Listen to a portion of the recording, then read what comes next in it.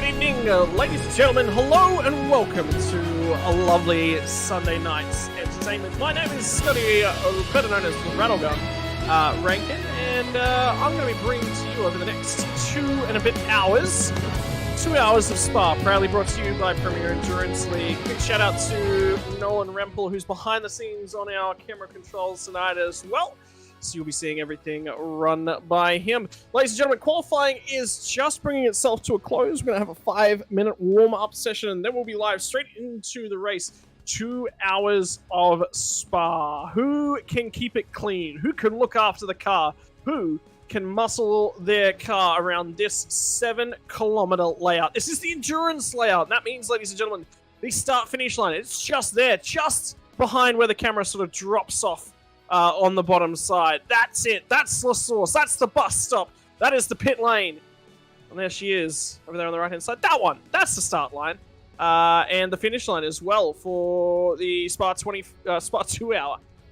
So drivers currently on track and finishing off their final qualifying laps. Couple drivers doing quick pit lane entry practices. This will be a solo race. There will be no driver swaps that will be performed in this, ladies and gentlemen, for the final time that we'll see these beautiful GT3 cars in the current build. As of, I believe it's going to be Tuesday. That's it. New setup for the GT3 cars, new tiring models, so this is a really good opportunity to send off a last hurrah of the GT3s in their current spec, and that is your qualifying order. Convincingly on pole, Zach Rattray White with a 2:14.644, the only driver to dip below the 2:15 marker. He will stick it on pole. Off of P number 2 will be Yulian Dimitriov with a 15:422, only 0.08 of a second faster than Owen Coleman on P3. Adam Jepson will be P4, a bit over 1/10 of a second back, and only separated from Blake Urquhart by 15 thousandths of a second. Luke Hay will line up on P number 6. Alfonso Latella P7, Ben Jeffrey P8, Brandon Grosh 8 will be at P9, Hristo Chikatov, Matthew Neal, Mark Foster, Martin Halloman, Lance Child, Andrew Dutch, Jonathan Sinton, Braden O'Loughlin, Nicholas Merrifield, Dean Hunt, Jimmy Middleton, Matthew Farber, Philip Ruck, Simon Joel Smith, round out the drivers who managed to put a qualifying time together. After that comes Ricky Provenzale, Anthony Holm, Gregory Barwick, and Nigel Seidel, who did not put lap times down in their qualifying. This evening, 27 drivers will make up your grid. We'll move to a quick 5-minute warm-up phase. Good opportunity for the drivers to reset. 15 minutes of qualifying means that they might want to take a very quick break before they get themselves in for the next 2 hours. Bathroom facilities, well, they're at a premium right now because everyone is nipping to the bathroom unless your name is Blake Urquhart, who's making his way out on track. Just behind him, Anthony Holm, and I think that might be Adam Jepson that we're actually on board with at the moment. So quick 5. We'll see some drivers up and down the field in different cars here this evening. The prevailing understanding is that it's either Porsche, BMW, or Audi are your 3 preferential cars. We have one McLaren that we've seen in the field. One Ferrari that I've seen so far, although I might have to delve a little bit deeper in and see if I can find what's going on there. Yeah, it looks like there's three Ferraris. There's a couple of Ferraris digging deep in the field, but there is that only one McLaren. So no representation of the Lamborghini, no representation of the Audi or the Ford in terms of the entire field. So we are currently ticking down. We've got about 3.5 minutes left to go before we'll tick into the grid phase. So, ladies and gentlemen, I want to say a big shout out to everyone that does indeed make it possible over here for Premier Endurance Racing. So we'll take a quick commercial break and bring you all the latest from our sponsors.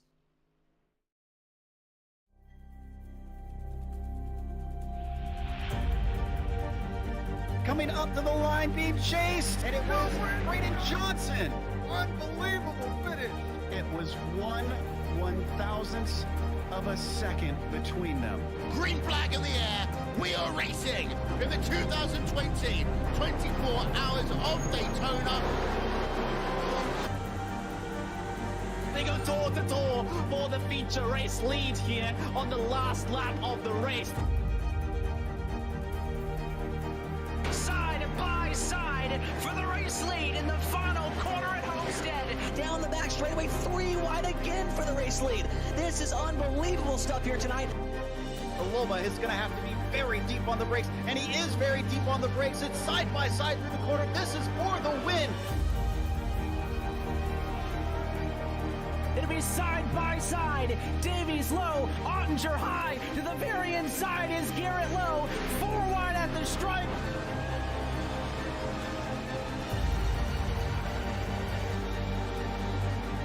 For all his work here on this outside line, neck and neck, who's going to back out? Does anyone back out?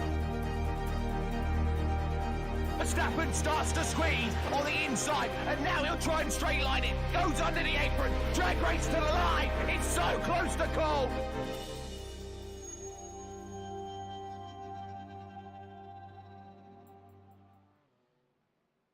Ladies and gentlemen, hello and welcome back. Apologies for the brief delay there whilst we just flicked over and took a brief break. So, what's on the menu here tonight? That's it right there.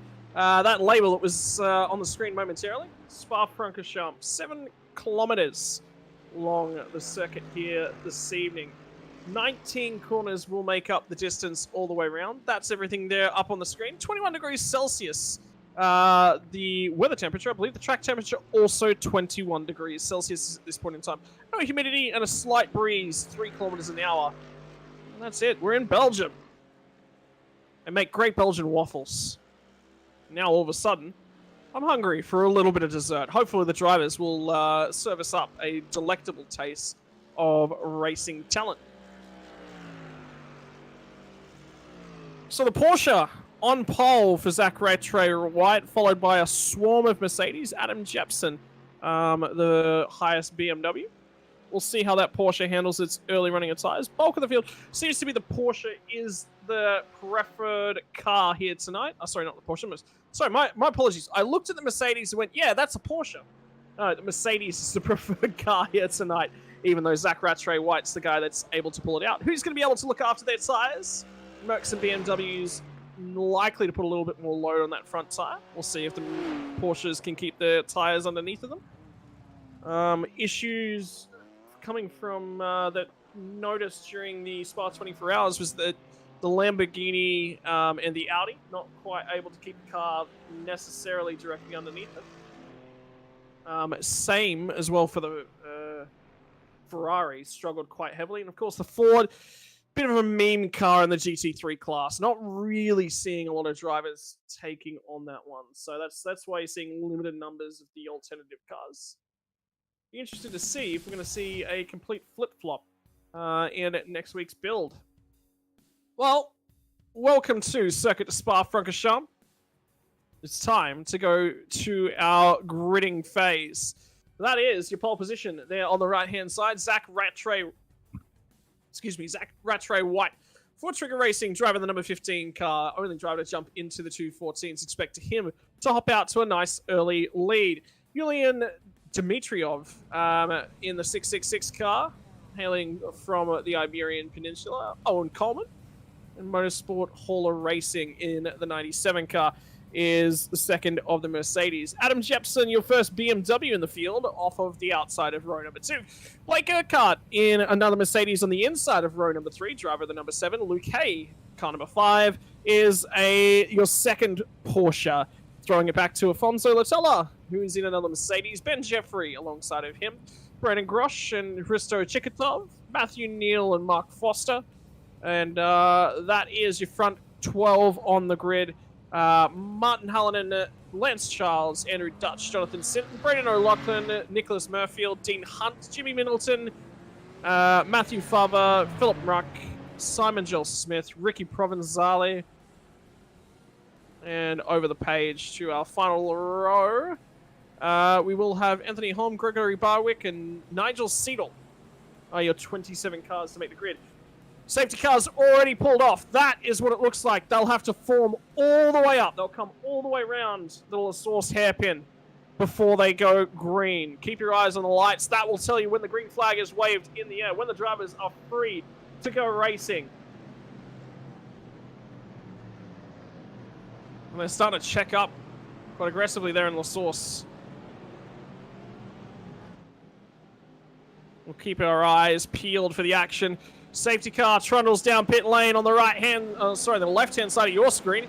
And there they go, finally going to go racing, and the field launches itself down through Rouge Radillion. It's going to be too wide. Who is going to settle the car? Whose tires are going to be underneath them? But Zach Rattray White leads us down through the S's for the first time on the run down the back end of the Kemmel Straight. Look at the field immediately starting to fan themselves out. Keep your eyes a little bit further down the back of the pack for the McLaren, and one car already into the barrier at Eau Rouge Radillion. I have a feeling that's going to be Nicholas Murfield, or Seidel will be the other driver. So looks like it was Murfield. The other drivers seem to be getting their way through. Single file as they come through the Lacombe chicane and onto Malmedy, down towards Rivage for the first time here tonight. And onto the next kink, the corner with no name. Pouon will be the double left-hander. Another car way out there. Porsche does Porsche things. The 751 machine did not settle itself down, and a BMW's way off in the gravel as well. Looks like Seidel might have got himself going. So he might be able to rejoin the tail end of the field.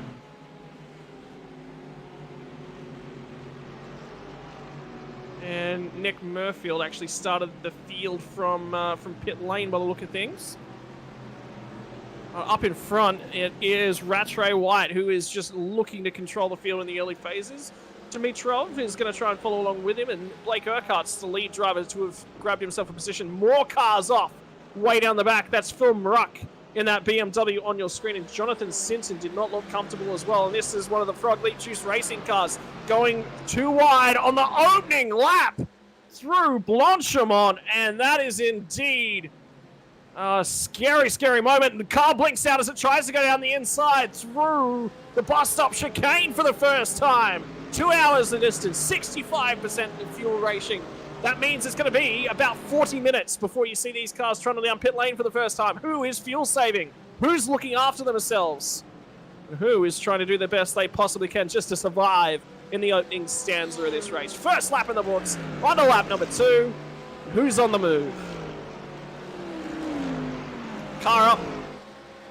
Car that's dropped back from P4 to P7. It's Adam Jepson, so he is dropping back a little bit. Gregory Barwick's grabbed 5 spots. Anthony Holm has grabbed himself 6 spots along with Ricky Provenzel. So both of those guys looking to move themselves forward. The podium going absolutely nowhere. So it looks like Jepson had a poor getaway, and he's dropped a lot of spots. He's going to drop another one. A little bit of net code there on the run down into the Lacombe chicane. Ferrari and BMW bumping wheels and spoilers. Couple cars straight into pit lane. Matthew Farver is one of those, and Mr. Chikatov, honestly, I've had a look through the chatting game, and it looks like, unfortunately, if you're a Bristow fan, he has unfortunately dropped out of the server due to an internet connection issue or hardware connection issue, so that will put him a very long way down. Keeping your eyes, I believe, on Provenzel and Middleton Jr., so there's a few cars sort of dicing back and forth. I believe that's Coleman, it's Dimitrov, Coleman, and Urquhart you're actually watching, so that first pack of Mercedes as Rattray White looks to just disappear on the field in the opening portions of this race. He's got that car really well settled down for a Porsche. Normally they're quite scary on cold tires. Who's going to build themselves a nice run? Urquhart, not the greatest of launches as they come up through the curve of Paul Frere. Try and get the KFC machine on the back of the 2 cars ahead of him. Coleman's gonna have a look, I think, at Dimitrov here. Really, really close between these two. Less than a meter separates them as they head into Blanchimont on lap number 2. Not 120 litres worth of fuel on board here. It'll be much, much less than that. Somewhere around the realm of 70 litres at the absolute most. And they settle themselves in. Still there. I thought for sure Coleman might have a crack. So Dimitrov might be the cork in the bottle here, and they're coming after him with a whole head of steam. Luke Hayes, the second of the Porsches there in the Frog Leap Juice Racing. Nearly contact between Dimitrov and Coleman. Coleman's going to stick it down the inside, and we're about to go too wide through Eau Rouge Brazilian, and there's a lap 1 incident between car 751 and 2 under review. So he's had to check it up there, Coleman, and that'll give Urquhart an opportunity when they get to the crest of the hill. But now Dimitrov did not hit the curbs correctly. The run down the Camel Straight. Who's going to stick the nose? 3 wide for P number 2.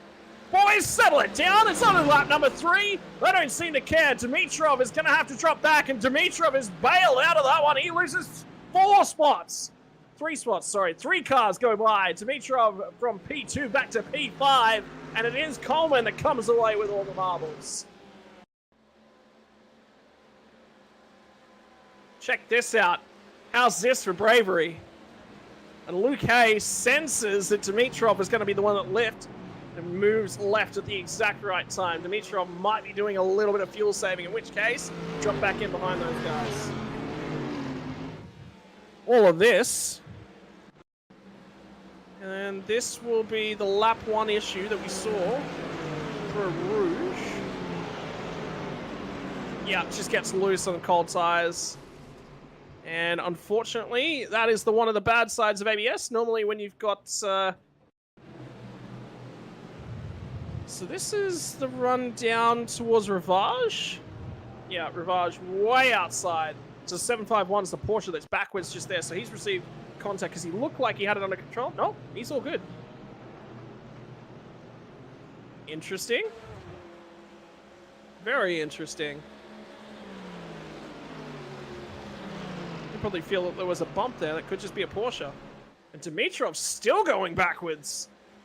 Now he's under assault by Ben Jeffrey.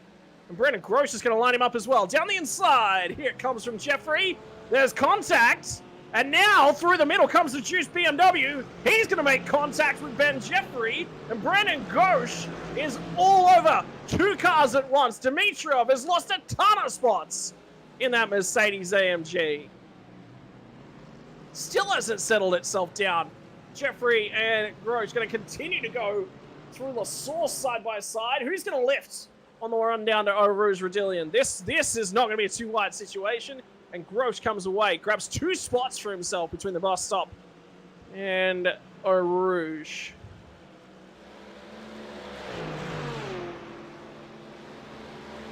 Right for contact for car 751. As that will... So it's a 2. Sorry, my apologies. Philip Maruck is the 2 car. We'll be receiving drive-through penalty for that one in the opening stanza. That's Phil on screen.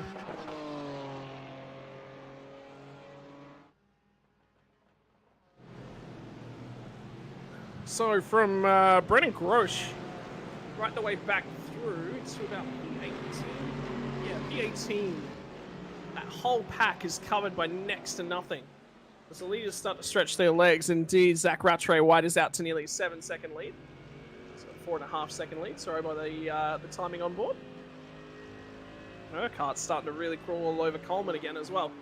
Luke Hay's going to try and buy his way back onto Urquhart as that second pack starts to settle them down. And this is a rear shot from Brendan Grosh as well. As they come through the middle of the lap, the Fenya chicane. Such a picturesque lap around Spa.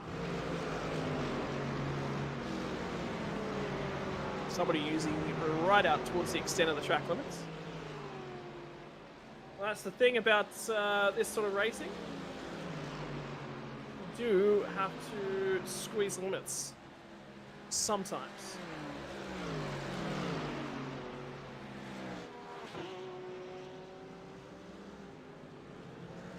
They're going to try and settle themselves down. That is a Porsche, and that is Grosh that's buried himself in the wall. Lance Charles.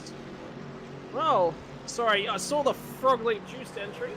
And I went, well, that's going to be Grosh. That's right where that car was. But no, it is going to be Lance Childs. And this will be the replay that will tell us what happened here. Rear end of the Porsche spat, bit, and followed where his steering wheel was pointing at that point in time. So he'll need to make his way to the pit lane.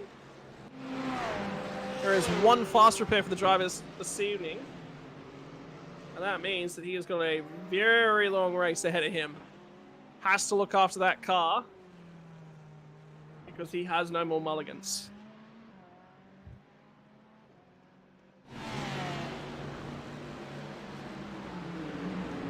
back up to the battles, back up towards the top end of the field. Yulian Dimitrov has managed to arrest his slow fall through the field. May have a very good car later on in the stint, light fuel. And that means in the early going, he's got to settle in, get comfy.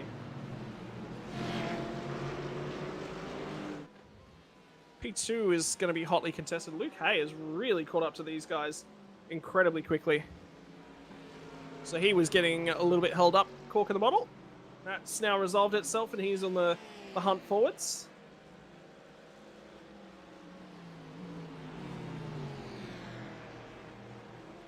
See how he navigates this next little battle pack.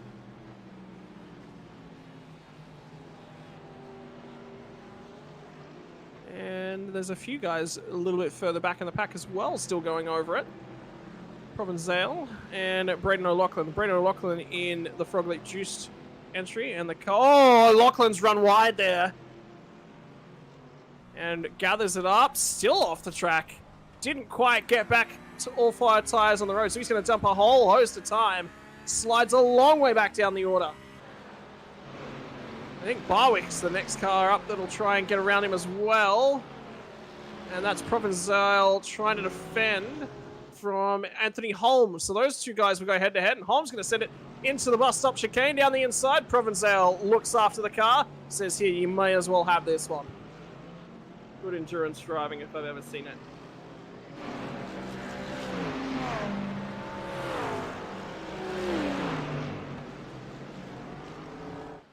"24 Hours of Spa," such a picturesque event. Came out earlier this year, just after the launch of the Mercedes AMG GT3 EVO. It was obviously a very, very strong event. Didn't end up taking out the outright spot on iRacing. That one did end up belonging to the Porsche, and we've seen dominance of the Porsche in the class ever since.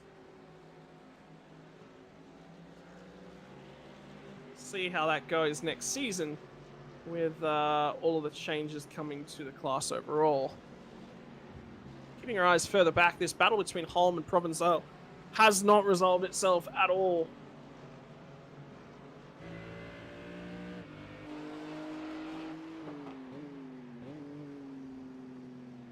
Interesting to see what the difference between the BMW is. Rotated itself very nicely down there through Rivage.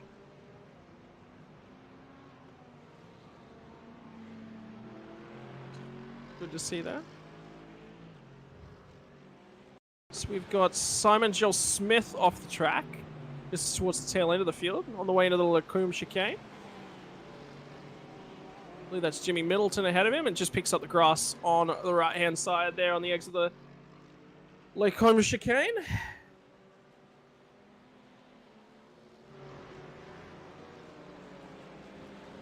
Too easy to do that one as well.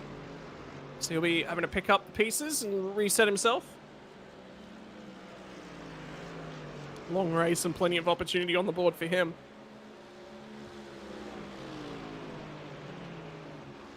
A couple of different things that'll be sort of filtering their way through a couple of these drivers' minds, and one of them is, how hard do I want to push early? I get the feeling that this is probably going to be a no-tire race. Currently, as it stands, the GT3 class, the tires and fuel are done separately. So anyone who wants to pick up fresh tires is going to pay a significant penalty for that.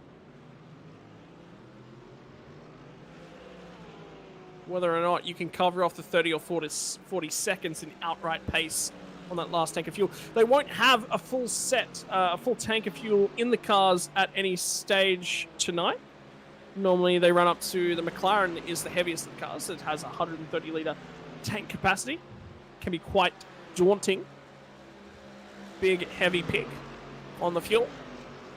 Of course, it tends to burn a lot of that fuel off with the beautiful flames that shoot out the rear exhaust, as we'll probably get a few shots of at some point of Mark Foster's rear exhaust ports some point during the evening. We've got a replay coming our way of something that happened to Matthew Favre on lap 1. So this is the exit of Blanchimont. towards the tail end of the lap and just gets it loose, gets all the way over to the left-hand side, and continues. This is Ferrari. This is one of the issues that a lot of drivers had on cold tyres during the 24 Hours of Spa earlier this year. Ferrari just not quite settled by the time they get to this end of the track.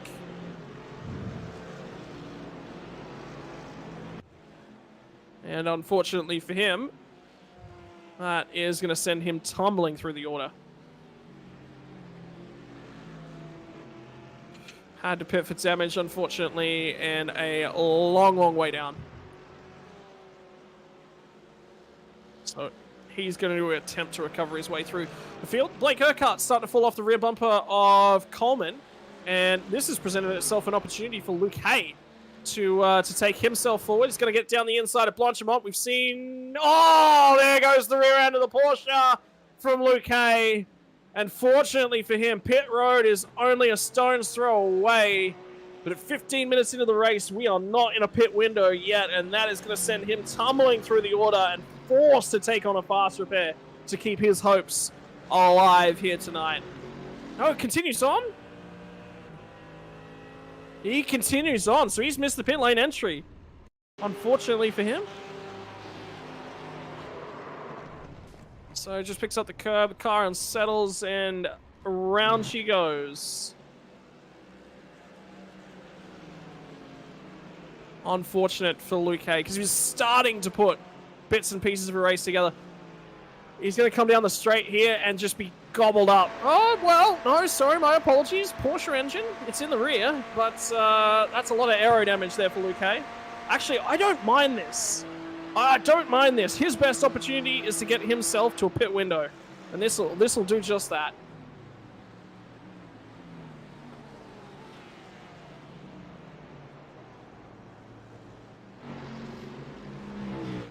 But you can bet your bottom dollar that the instant that pit lane window opens, he will be straight in. Will not be hanging around on that one.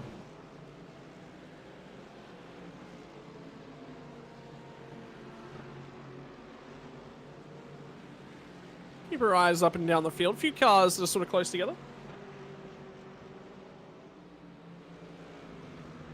Nolan, do you reckon we can get an interval up on the screen instead of the gap?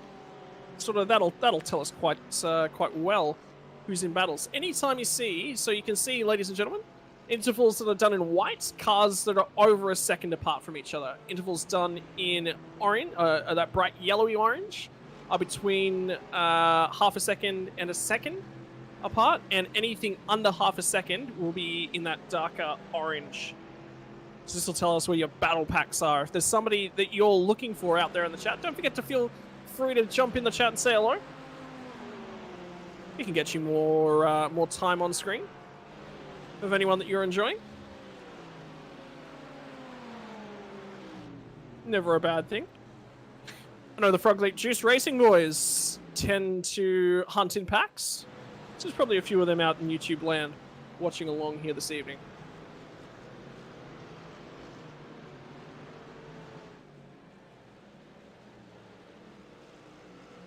Don't forget, we're only a few days away, hopefully, from the unveiling of the Toyota Group 86 car and the BMW LMDH car for all you endurance fans out there at home.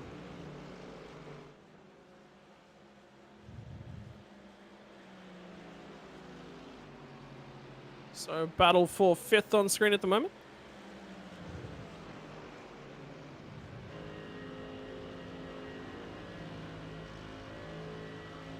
This is the battle between Ben Jeffrey, who's been trying to line himself up a run at Dimitrov. Gets to his outside. He's been building that run for a number of laps now.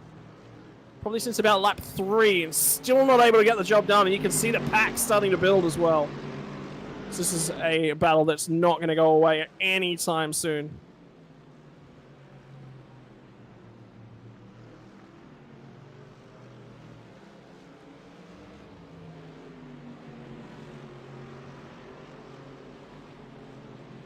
They'll continue to fight it all the way down the hill as well.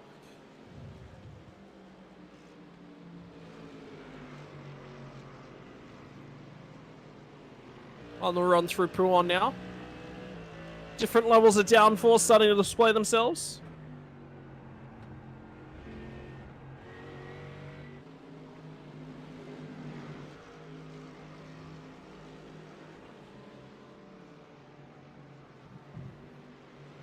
it's still going back and forth as well. Which is not going to make this easy for a number of drivers up and down the field.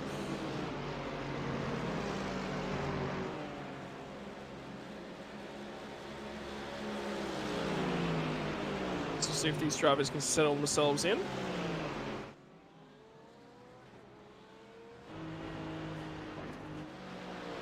Battle between Blake Urquhart and Owen Coleman is going to continue, as well as the battle on screen as well. Continuing to check up and use the lights there to voice the unhappiness with how that's played out for Andrew Dutch as he tucks himself back in behind Alfonso Latella. So this is the run through Blanchimont. Yeah, Kant just barely rubbing each other through the kink and the use of the curbing. And he had to lift. That's why he'll be voicing his displeasure. Not over in-sim communications, ladies and gentlemen, only through the use of driver radio. Sorry, driver flashing of the lights. So there's no communication there, and that's why it took a lot more than perhaps he would have wanted to get that job done.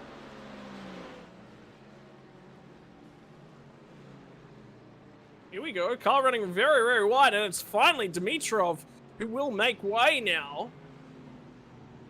So there was contact to the rear bumper there of the AMG of Dimitrov. So race control will probably end up having a look at that one. Got a replay here in a few moments. Oh yeah, absolutely contact made, and I'm surprised actually that one hasn't been redressed. Ben Jeffrey absolutely dissatisfied. In fact, he might be, yeah, Ben Jeffrey is slowing. So he will be attempting to let this one go back in the favor of Dimitrov. That battle had raged itself out there for a number of laps. He'll yield this one probably in the very near future. No, just going backwards. Still hasn't yielded to Dimitrov. It's going to be difficult to do now without losing 2 places for 1. But Dimitrov trying to get by here. Be interesting to see if 2 cars get through, and this is an opportunity that's presented itself here for Anthony Holm, who's managed to get the job done. So, not yielding earlier, paying dividends there for Anthony Holm. Picks up a couple spots, and now he's going to try and rebuild that one for Ben Jeffrey. And Luke Hay has hit the pit lane timer for himself, or he realized that he's losing too much time and he's got to get in and get that car serviced, and that will be a fast repair, ladies and gentlemen. Any further contacts with the barriers? 751 cars around once again. Of, I believe, Lance Childs. It's Jonathan Sinton, my apologies. This will be the run down to the bus stop. And just a little bit too hot, and the rear end came around on him. Great save in the end. Didn't cost him too much time. Could have been a lot worse. Car could have been facing backwards very easily. Now, here comes home. On Dimitrov, gets down the inside, job done. And now, this will put the 2 guys who have already made contact, and there is damage to the front end of Ben Jeffrey's Mercedes. And Ricky Provenzale is going to be given the inside here by Andrew Dutch. So Dutch will make way there, and that was a planned move between those 2, communicating within the sim. Luke Hayes still in pit lane, my ladies and gentlemen, as well. It's not just a fast repair there. He's been in there for a very, very long time, and I wonder if he's moving. I don't think he's moving as of yet. Finally gets out, and that is unfortunately the length of the pit lane here. An additional tour down that pit lane for any reason is going to cost you here tonight. There is no penalties related to incident point count, including, so there's no disqualifications, no drive-through penalties, and car parked out on the exit of the road, and that's Sinton again. So the rear tires on that Porsche have become extremely hot. And it's not settling down all the way out on the curbing. A little bit too hot. And the rear not as stable as he really wanted that one to be for Sinton. So I believe that's a quality control racing livery. Oh, Dimitrov! Oh, out of shape coming out of the bus stop. 25 minutes into this one. Are you sure this isn't a sprint race? You say it's an endurance. Ben Jeffries wants to get this done. He's got to make sure that it's done cleanly. He's already had to yield this position back once, and Provençal might wind up having a go at him down here at the end of the Camel. So the run through Rouge Radion onto the Camel. And Provençal's there, nearly making contact now with Ben Jeffrey. He'll move to the left-hand side of the road. Whole head of steam coming. I'm waiting for Jeffrey to throw the nose out or and try and squeeze that one 3 wide, but it's going to be Provençal who gets through. Nearly contact on the left-hander through the Lake Combe chicane, and Provençal continuing to make a march through the field. Qualifying may have been his weakest aspect of tonight's race, the way this one's going.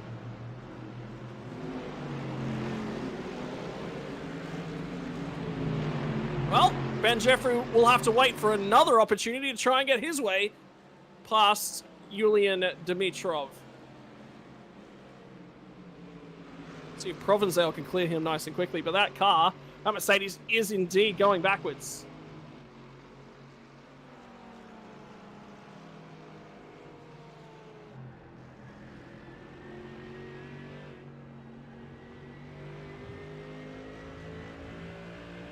We've barely even talked about what's going on up front, and that's because Owen Coleman has 6 seconds to try and chase down to Zach Rattray-White. Blake Urquhart's managed to finally... Oh, it was Luke Hay that was hunting him down, so he's shaken him off.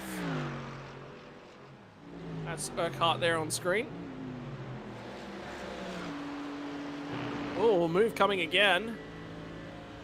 That BMW is starting to look aggressive, Gonna try and shove the nose down the inside there for Provençal versus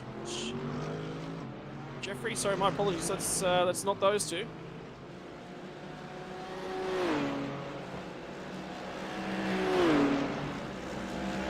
Well, run down all the sauce.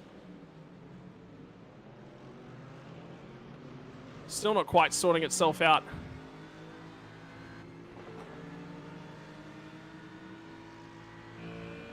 And that will be Anthony Holm making his way past Latella. So Holm got straight through on Dimitrov. That did not take long. He's now disappeared up the road. And Latella's been forced to sort of wait on him. And now here comes the battle. Provençal will get his opportunity to start applying pressure. And does the switchback. Throws the old fake. Gets the nose down the inside. Still going to outbrake the competition. They'll go side by side on the entry to Lacombe.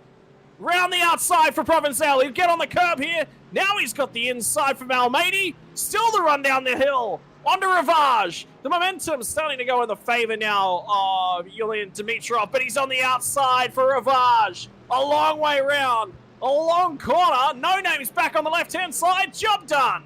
Great driving, both of those drivers, and it's Provençal who'll get the spot.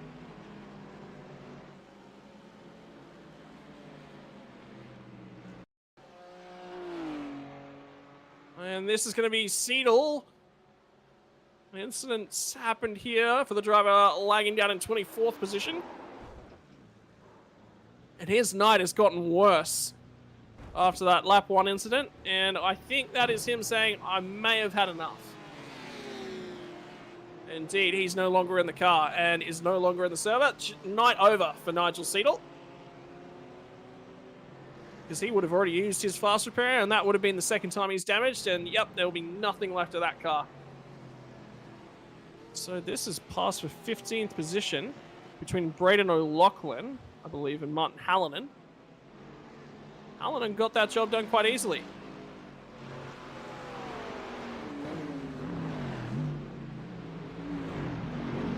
Now look at the cars lining up to have a crack at Dimitrov, who runs wide, and now Ben Jeffrey finally will get the job done. And Dutch will look to get that one done as well. He's got the inside for the LaSource hairpin. Down the inside for Andrew Dutch. And he will squeeze his way into the top 10 for the first time tonight. And Dimitrov, after starting off of the front row, outside the top 10. This will be Braden O'Loughlin we've got on screen. Something's happened to O'Loughlin here. Oh, pit lane? No. Didn't want to go to pit lane, but decided extremely lately.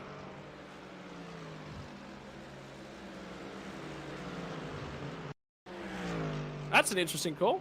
Must have been out of fuel. Yeah, this is going to be a tow. So that says to me we're going to see the first of our pit stops here tonight. Coming. And it is incredibly important, ladies and gentlemen, that you recognize which pit lane it uses. This being the endurance layout, it means that off of the bus stop chicane, that's where he had to go in. Clearly no pit lane practice for Braden O'Loughlin, and he will pay the price.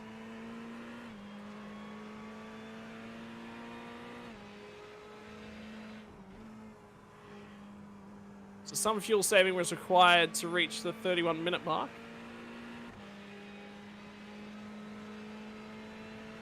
Yep, there's those flames of the McLaren. Mark Foster.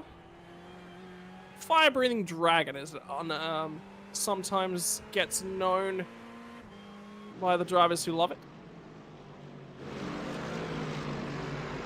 Really interested to see if iRacing do go and pick up newer versions of the McLaren. I want to see the Bentley. This car I really want to see in the GT3. This is the view from Zach Rattray White, who's disappeared out in front. Fastest lap of the race last time by as well for Zach Rattray White, 2:15.8. Miles faster than the competition. Setting sail. Here comes the Mercs into pit lane. Dimitrov has had enough. Andrew Dutch is going to follow him down pit lane. If these drivers can make it to the 40-minute mark, that's 3 stops as opposed to... 2 stops as opposed to 3 stops, and that extra trip down pit lane, extra transit, might just be the difference.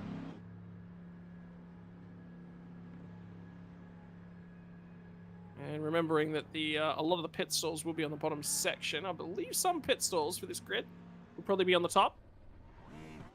Another car off track at this point in time. It's the Frog Leap Juice Porsche. This is Lance Childs. And on the way through the Lafania chicane, the rear end of the car just comes around on him.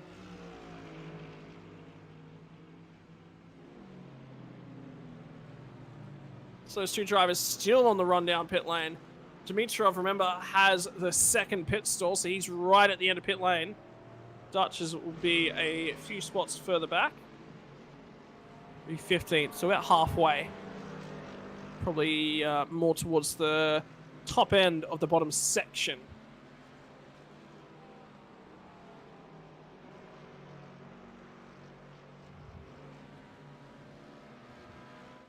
The whole field around Dimitrov's place on the track will be saying, thank you very much. Much appreciated. Free air. I'll try and do the undercut on him. Sorry, the overcut. In the meantime, Dimitrov will be going backwards. See if he picks up a full tank of gas. Great battle here between the Ferrari and Porsche. Ferrari and Mercedes, my apologies. This is Matt Neal and Dean Hunt on the run up towards Blanchimont. And the McLaren just ahead of them are Mark Foster as well. So 3-car battle pack. They'll all continue on another lap. It's only the 2 drivers so far that would come down for pit stop. Mark Foster's going to peel off. Won't make the 35-minute mark. Very long pit stop.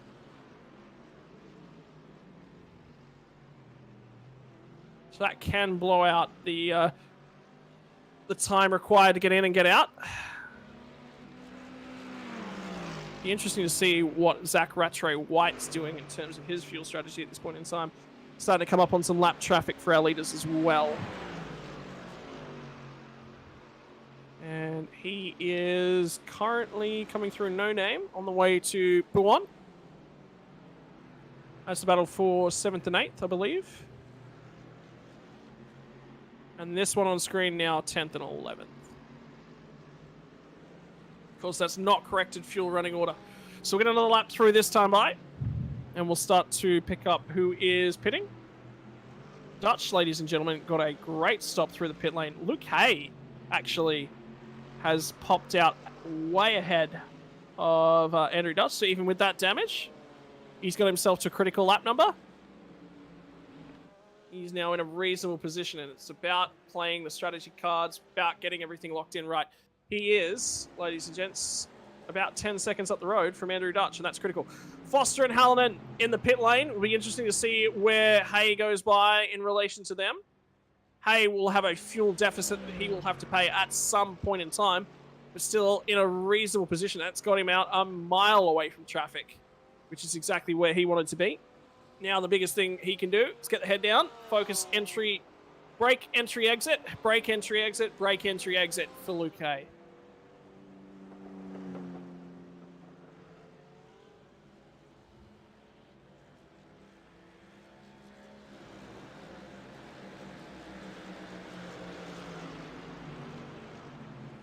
And the two teammates, they're working together. One of them going to be peeling off and heading to pit lane, the other one continuing on. So Alfonso Latella going long here, as well as our leader, Zach Rattray White, Blake Urquhart, Brennan Grosh. So 4 cars continuing on. And now we're starting to get very close to our critical lap number in terms of fuel. So strategy cards, who has played them right?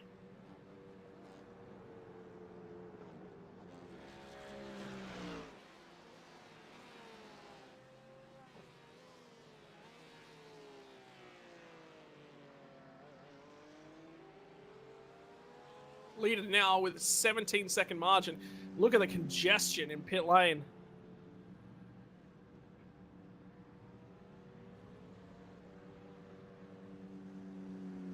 And we're going to be coming through pit lane.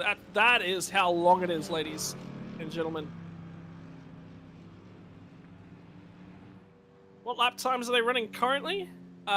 Mixture of different lap times, because you had cars that run different fuel strategies. There was a few 217s in the mix. Our leader was able to set a 214.6 during qualifying. And this is his lap times over the last couple. 215.7 for Rattray White. Remember, these guys are indeed fuel saving as well to try and hit that critical lap number. 38 minutes on the clock. Is this a lap for Zach Rattray White where he has to come to pit lane?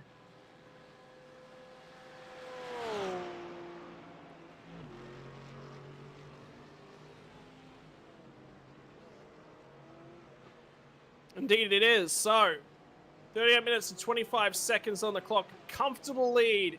Comfortable margin to the field at this point in time. He will try and settle himself in. Great opportunity to grab a big drink. Breath of air.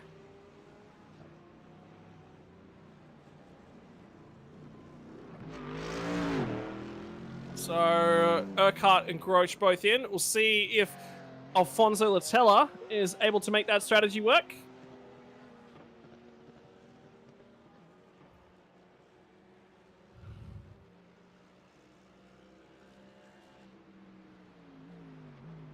And that is first driver who's currently pitted, which at this stage is going to be Luke Hall, I believe. Luke Hay. So that is Jimmy Middleton, actually. We currently have timing on. Middleton yet to go through the pit lane. And that, ladies and gentlemen, now we've changed it up, is Alfonso Latella, who has gone another lap. That's on screen. Rattray White sitting there in pit lane, just waiting to be released.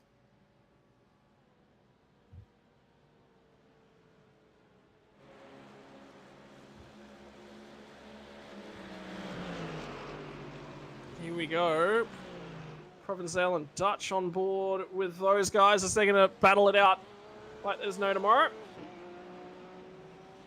And down the inside, Provençal gets that one away from Dutch.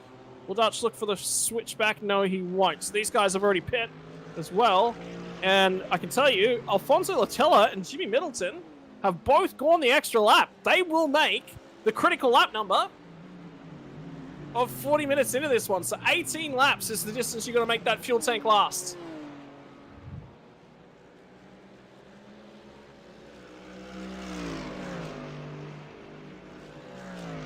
Looking tonight, ladies and gentlemen, to get approximately 51 laps in.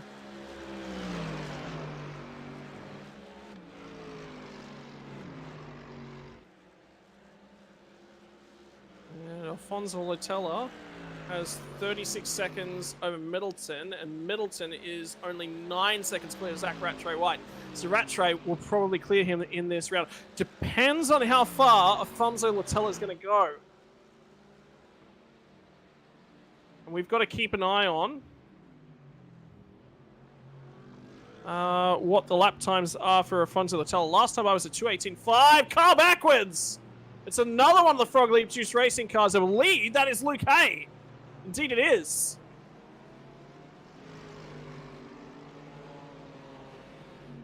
So we'll have a look at that one. Latella's in a pit lane. Jimmy Middleton will be keeping a vigilant eye on where Middleton is. Coming through Blanchimont at the moment on the run of the bus stop. Probably going to be in this lap as well.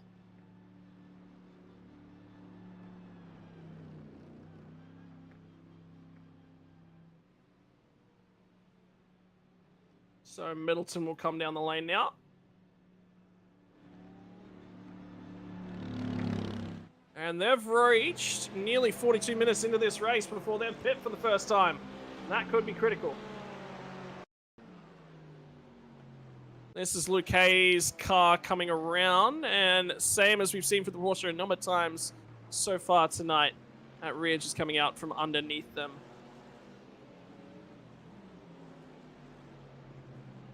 Oh, he tries to pick it up and get it going, and great save to back the car up there. Rattray White's going back through into the lead. You will have an extra stop to do, though, so it's something to keep in the back of your mind. How far do these guys drop down the field?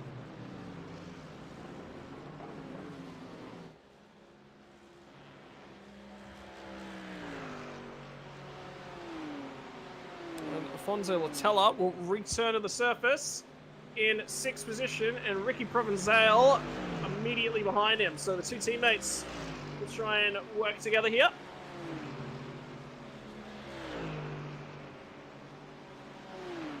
They'll slot in, and not working exactly the way that Alfonso Latella potentially wanted. He'll slot in behind Andrew Dutch.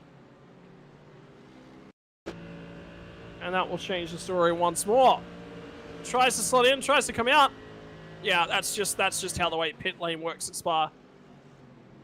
Drivers at a significant pace disadvantage as they come through the pit lane side of Eau Rouge Raidillon.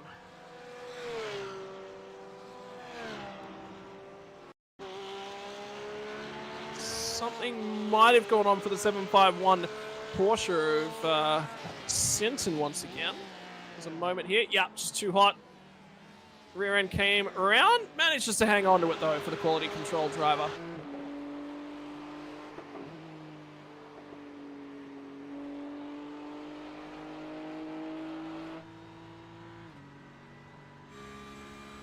And pit lane has started to shake itself out. We've got Lance Charles starting to hunt down Martin Hallinan. Andrew Dutch is on the rear bumper of Provençal. Teller's dropped slightly off the back of him. Roche starting to catch on to Adam Jepson, and Jepson is on the resurge. Where's Anthony Holm come from? All the way up in a P3. So there's a few drivers in the middle of that taking tyres. Yulian Dimitrov, because he's taken tyres from just outside the top 10, he's dropped back to 16th.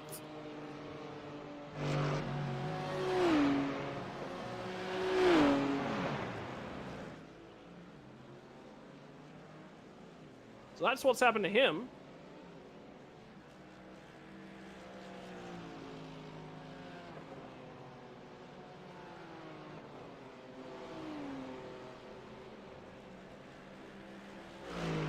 Holm has just been on an absolute mission through the field.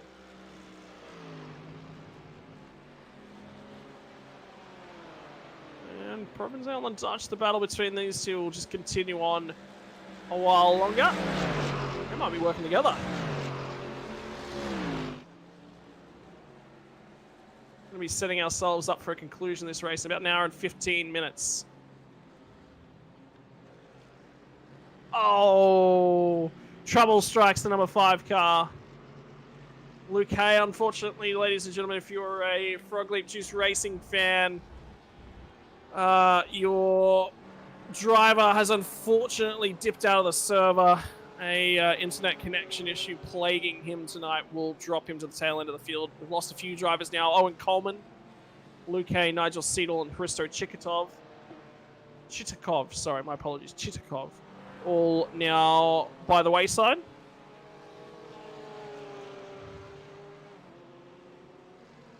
And Coleman's had a big impact on the front end of that Mercedes. It's been in the pit lane now for 5.5 minutes. This might tell the story here. Yeah, he's looking okay at this point in time.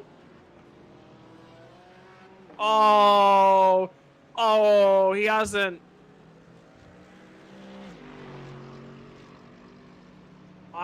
See, the car looks okay right here. Oh no, front end of the car's already beat up. So it's sometime prior to that. So this is on the run through Pouan. Oh, savage. Savage. The end swap, the big old tank slapper. And unfortunately, when you get a tank slapper on in a GT3 car, and the traction control suddenly bites, that is exactly what's going to happen. Oh! Middleton! Into the barrier from a promising position. And that left front tire is destroyed. He's got no steering in that car whatsoever. And that's unfortunate for Middleton.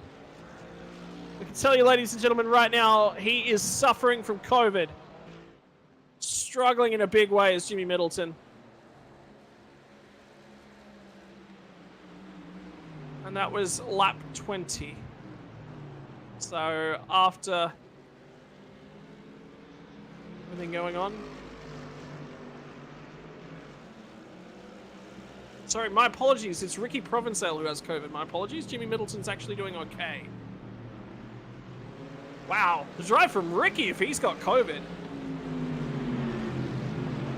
He's struggling. I can tell you that much. Before got the opportunity to talk to him prior to the race, he was struggling in a big way. Was not confident on how he was going to drive that. And he's driven through the field like it's going out of fashion.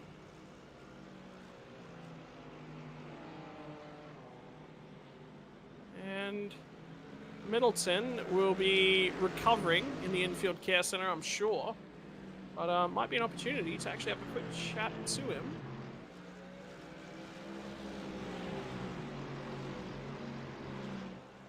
Jimmy, I hope you got time for a few words with us. That was a big old impact. And we happened to catch it, I believe, live. That was not user-friendly. How's the left front tyre? Knackered, mate. I'm still waiting for the toe to finish, so I'll get back out there, bro. But, yeah.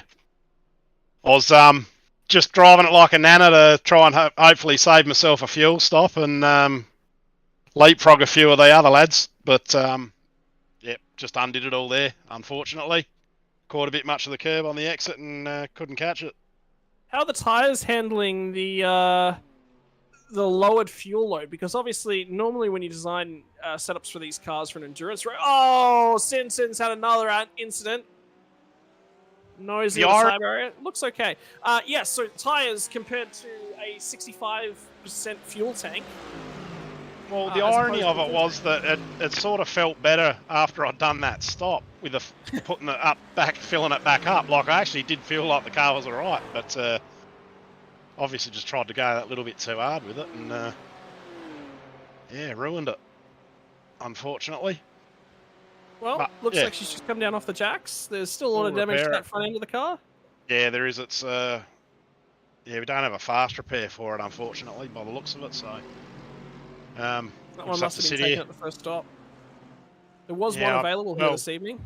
Yeah, well, that's what I thought, but I must have had some at the stop there that I wasn't aware of. So, anyway, just suck it and see. Hopefully, the other lads have a bit more luck. Crew chief said the lead was swapping around a bit to me, but I'm not sure if that's accurate or not. But Now, I'm going to give you an opportunity. I believe it's Ricky's Wall. Was that correct? The story Rick's that I Wall. was It Rick's is. Wall the other evening. yeah, so Now, if you- I was saying that to you guys that well, you guys were telling me, don't tell this story on stream. Nobody wants to hear this story. It's not going to be funny whatsoever. I disagree with that. This is a I was the one who was saying we should tell it. Rick's the one who doesn't want it getting spoken of ever again. But yeah, it's at that last sort of 90-degree one, maybe not 90 degrees, but the last turn before the big long back sweeping area. He managed to find that wall while we were looking good for second in the 24 hours here earlier in the year, and well, I mean, I had a talent fade there. He reckons he was tired, but we won't go too far into that. But yeah, he didn't have Well, COVID then, so he didn't have an excuse. Where there's a will, Yeah. there's a way. And, Well, there he is. Ricky's Well, on the yeah. way. Well, Rick found it. He found it well, so he'll never live that down. We all constantly remind him of it, but no, that was unfortunate in that scenario. Much the same as myself this evening. Don't worry, mate. How's the rest of the race look anyway? Yeah, look, we've got one driver struggling on tyres. Dimitrov looked good in that opening qualifying, That's- and we were that'd- sitting there that'd watching be his that. race. That'd be Owen Coleman struggling with tyres, I suppose, is it? Owen's actually no longer in the race, so things have not Ah. gone his way. Bugger. I'm sure it'll be the tyres. Yeah, it I'll would have never to be hit- Owen's fault whatsoever. I'll have to hit him up later. Yeah. So. Oh well. Yeah, one of those joys of iRacing. We just sit and wait for the repairs to get done, and I'll go out and you got to finish the race. I feel so. How We'll is go the left back out and front? have a crack. How much repair? Oh. How much was on the time No, when it you was. got in? Yeah, I've got another 7 minutes left. So it had about 9 minutes. I thought you, if I squared it up onto the wall enough, I might be able to get away with it till the pit stop, but it just drove straight across the track with no steering, so I couldn't actually see the damage, but certainly felt it once I started to try and drive off with it. In terms of things, obviously setting yourself up for the race nicely there with the fuel strategy. There was only a couple of cars that were able to make the 40-minute marker, and obviously the math was done early. You were thinking about it long term. Mate, I'd love to tell you that I had that planned out to the T, but the fact of the matter is I haven't had a time to sit in the rig and practice for this race at all for the last 3 weeks, and I just winged it. I was running it on map 2, and if you find a replay of it, you'll hear the car was spluttering coming into the pits. I just got lucky that I managed to make the turn before it went down the hill in the pit lane, because if I didn't get round that bend, I would have been parked up out of fuel at the top of the pit lane. But I rolled it, literally rolled it into my pit box to get it fueled up. So it was stretching it, but I think I made a couple of places up with it. So it obviously was going to work, but yeah, do that 4 times and who knows what would have happened. Righto, ladies and gentlemen, Jimmy Middleton will get back out on the track in about 6 minutes' time. Jimmy, go make use of the restroom facilities, seeing as you can. Thanks, mate. And then go laugh at the other boys who can't because they're stuck in the car for a little bit longer. I will. Cheers, buddy. All right, mate. We'll see you back out there shortly. Copy that. Well, we've had a huge battle go on for a couple of cars. Oh, Sinton's not having a great night.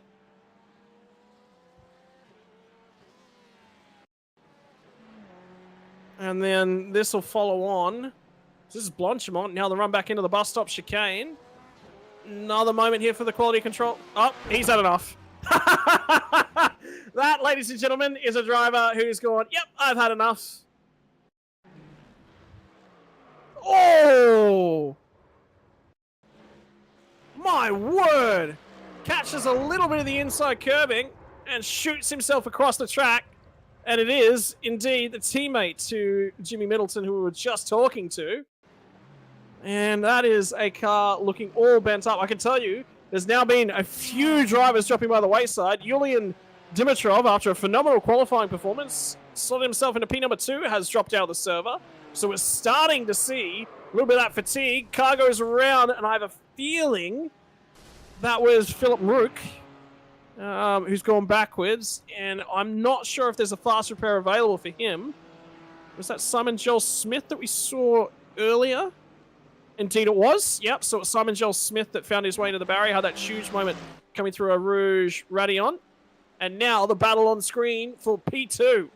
Best of the rest. It's been Zach Rattray White with complete and utter control. And now Blake Urquhart is having some questions asked. So, pass for P2. This is the run through Blanchimont. And then on towards the bus stop. He got the nose down the inside there from home. Got it ahead for a moment. And Urquhart is not long for this P2 spot.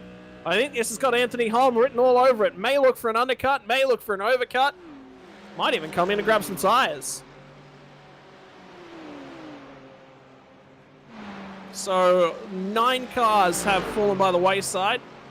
Philip Ruck, Simon Joel Smith, Yulian Dimitrov, Jonathan Simpson, who we saw say, yeah, no, I've had enough of this. And finally, from home, with the send around the outside, P2 for home. And another one going on as well. Alfonso Latella is asked to wait another lap. And if he's on the fuel save strategy, this actually works for him. And I can tell you straight away, Holm is starting to pull away from Urquhart.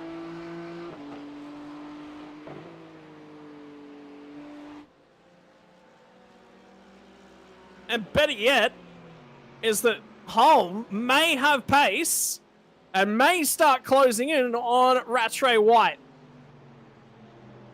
So did pit a little bit earlier. So there's only one car in that top 10 who is there's potentially 3 or 4 cars who may make it. Anyone who pit on that 17th lap is an option to make it. They may not necessarily. It's going to take some fuel saving from those guys to make it to the end of the race on just the 2 stops.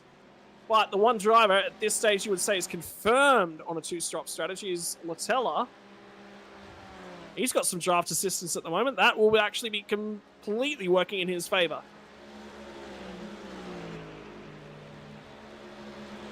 Is it just me, ladies and gentlemen, or is Urquhart struggling to hang on to the rear bumper of Anthony Holm? Holm has got that BMW really wound up. Got a feel for Ricky Provenzel at this point in time. Coming up on an hour in so far, ladies and gentlemen. And if he has COVID, this is where you'll start to see him fade. Only going through the first day or so of it.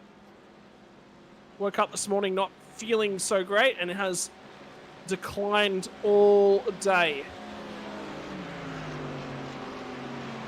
So I think at this point, finishing the race will be a win for him. Finishing inside the top 10 will be a very big win. And hopefully he doesn't find that wall again.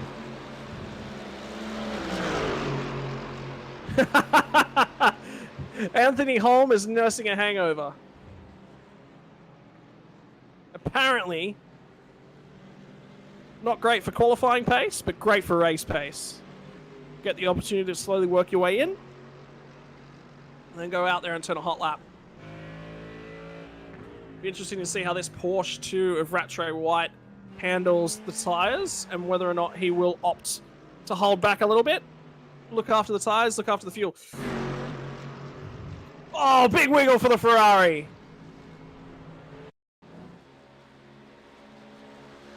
That'll be Matthew Neal, who has just dropped behind Mark Foster on this lap. Just cuts across the grass of the Lake Coombe chicane.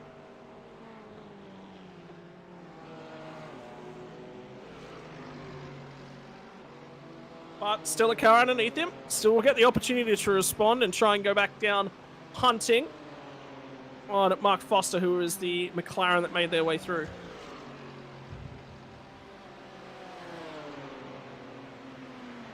I'd like to put the question out to everyone watching along on YouTube at this point in time. Of course, if you're not racing, there may be a few drivers out there that are currently in the middle of a race. For those drivers that are in the middle of a race, if you can get to the YouTube chat and tell us which your favorite car is. I'm not talking about the drive, I'm talking about what your favorite car is out of the GT3 field. Because personally, I'm a big Porsche fanboy. Have been for a number of years, but I can't drive the thing to save my life, you see. But if I had to have my pick of the cars to own in real life, or favorite cars, it'd have to be the Ford. Have to be the Ford. Have a look at that bent wing on that Ferrari at the back of that shot as well. That car would be a lap down. I think that might be Matthew Farber. So trouble's befallen the driver of the number 18.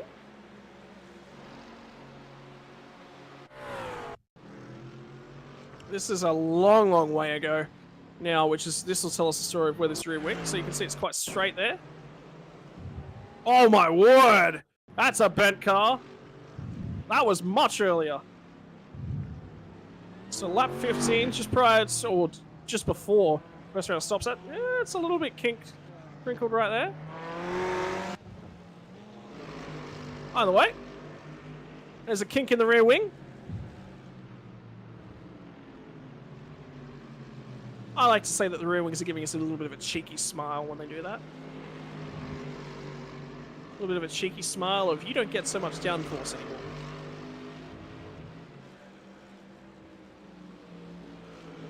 Just past the halfway mark at this point in time. It'll be a beautiful opportunity. Is that I believe Alfonso Latella we're watching on board at the moment. It might be an opportunity to listen in to how he's managing not only the throttle but also the fuel, and where his opportunities to overtake will be. Look at that lovely center screen rear view camera for Latella as well. So Alfonso Latella is going to take you for a 2-minute lap around Spa as they run towards Blanchimont, and then through the bus stop chicane, and then for about another 2 minutes and 30 seconds from now.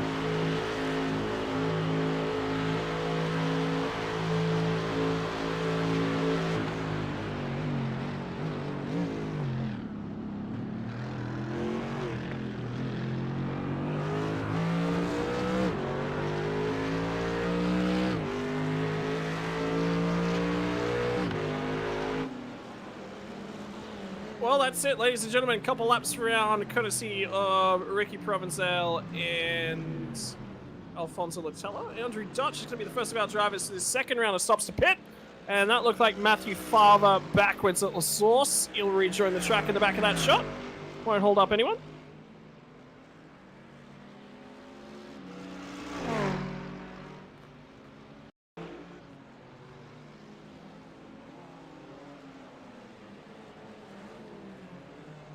And the spin from Farver at rear end of the Ferrari, just not compliant enough under acceleration. Indeed. Not a huge deal of traction control as well. Lance Childs captures a little bit of that inside curb, and the rear end comes away from him. Lucky to get away without making contact with that inside barrier. But get away with it, he does. And this will be the onboard shot that'll show. Might have picked up a touch of grass on the inside. It's that outside curb where the car just becomes too unsettled. But gets away with it, he does. Incredibly lucky there for Lance Childs. That could have been raced over because I'm pretty sure that's another car that's also burned their fast repair. Could have been day done, but continue on in this race he will.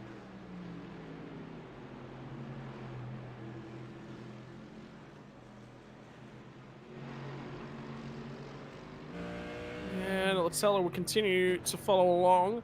Everyone else at this point in time seems to have settled themselves down. Not much more to really talk about. That is endurance racing, ladies and gents.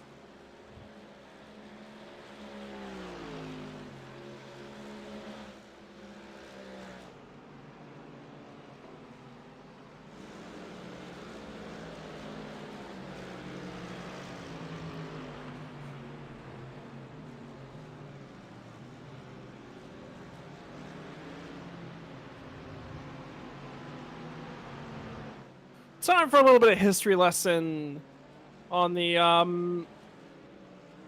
Spa 24 Hours, ladies and gents. Indeed, the home of this circuit. Spa 24 Hours was originally held in 1924 over a 15-kilometer long circuit on public roads between the towns of Francorchamps, Malmedy, Stavelot, and was a big loop between a number of towns in Belgium. Current variation is 7 kilometers and 4 meters, to be extremely precise. Inaugurated in 1979 and features a slightly tweaked chicane that comes through Eau Rouge Radio. Oh, big moment! Was that Jepson? It was Adam Jepson, just in front of our battle pack. So that would be some wearing tires starting to fade away from him. So this is what's happened through the Lacombe chicane. Gets up on the grass and fires it away to the right-hand side. Fatigue starting to crawl in for a number of drivers now. Tries to fire it across in front of a couple of cars. Just barely gets it through there, but does so. Into Lachlan, another Frog Leap Juice racing car. Just entering pit lane.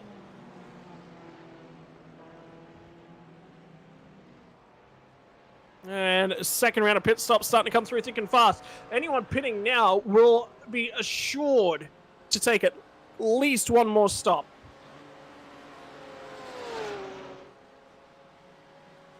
Not even close, currently. It's making it home without another stop.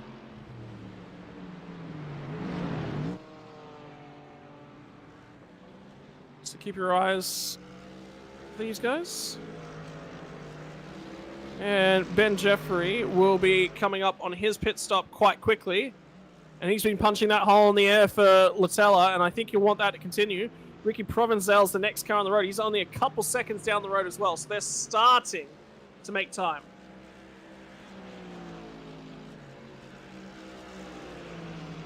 Just starting to make time.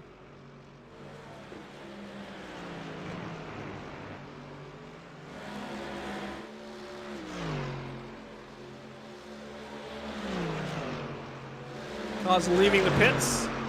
And we've got a little bit of a situation now where lap traffic basically covers the entire track. As we move into range of getting into that final third. Who is going to make it to the flag? Who will have to splash? Is the entry of Alfonso Latella, who has made it this far, going to be good enough to make it home?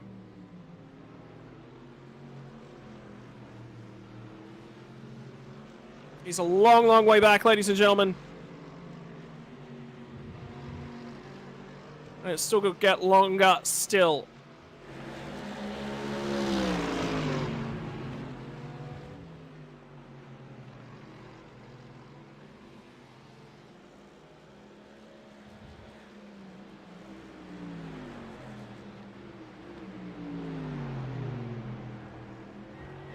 So Latella will continue on.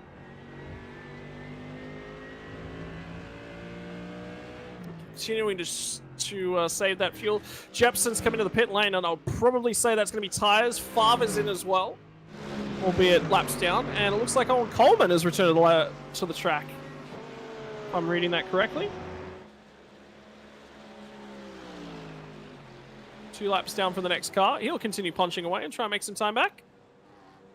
Another car on the entry to pit lane, and that will be Anthony Holm, driver in second position.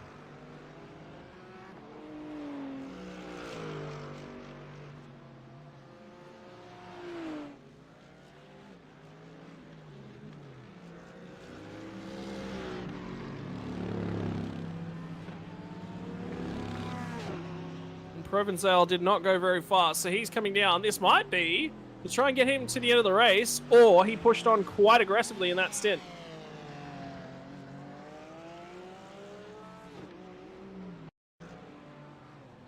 Provenzale was ahead of Jeffrey.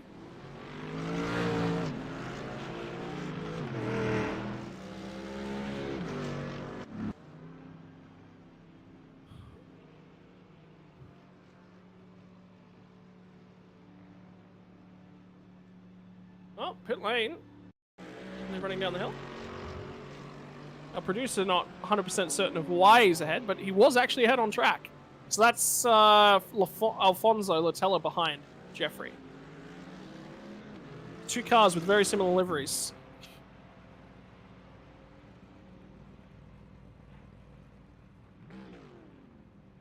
Oh, that is a car missing its front bumper. When did that happen? That's Film Rock? That's Film Rock. That looks like Film Rock.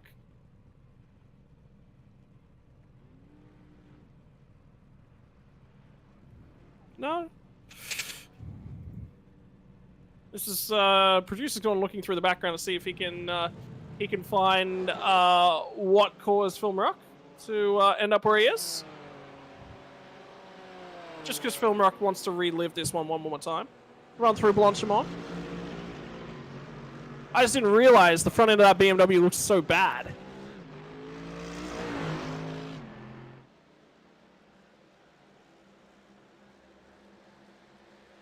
And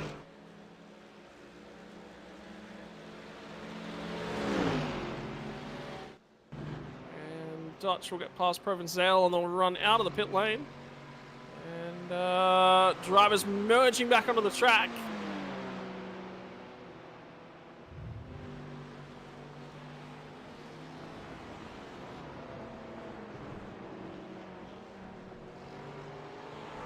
You'll see the strategy game start to play itself out. I'm still saying the only driver that's going to be able to make it home, well, if these guys pit this lap, they're on the limit, but they will have a lot of saving to do. And if I'm Zach Rattray White, I am making this a 2-stopper. I don't care how slow I have to run. I've got 36 seconds up my sleeve, plus a pit stop. Nick Merrifield is on his way out of pit lane again. 4 stops, 4 times through pit lane for Nick Merrifield. It's not been a great night. Favre's been in 3 times. And Greg Barwick on his way through the lane this time by. There's our race leader. believe he's wadded up in a bunch of traffic at this point in time. Indeed, he is. He's in between 11th, 12th, and 13th. That is Mark Foster just ahead of him. And 2 cars immediately behind him is Adam Jepson and Matt Neal.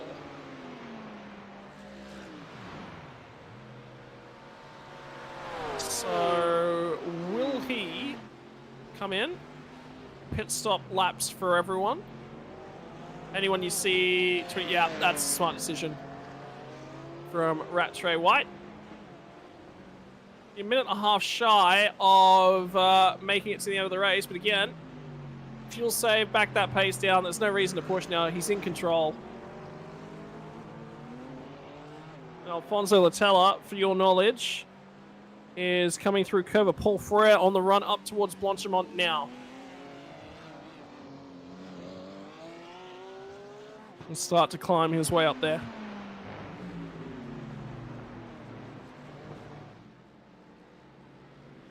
Provenzel and Dutch on the screen. Interesting to see if Provenzel tries to go long. He did have to pit fairly early, so I think that is a guaranteed extra stop. I can tell you, Alfonso Latella has just made a mistake coming through the bus stop. Just lost a tenth or two, so he's actually gotten away with that one.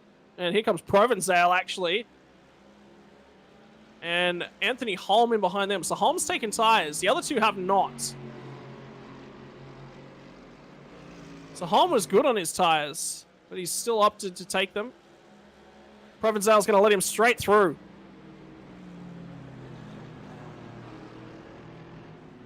He reckons Holm has got a crack at Dutch, and he'll have to sit along and watch. Might present an opportunity for him. And the leader's now in. Rattray White, Urquhart both in. Brennan Grosh will make it. And he is 10 seconds up the road from Latella. And indeed, he has continued on another lap. Unless I'm looking at Rattray White.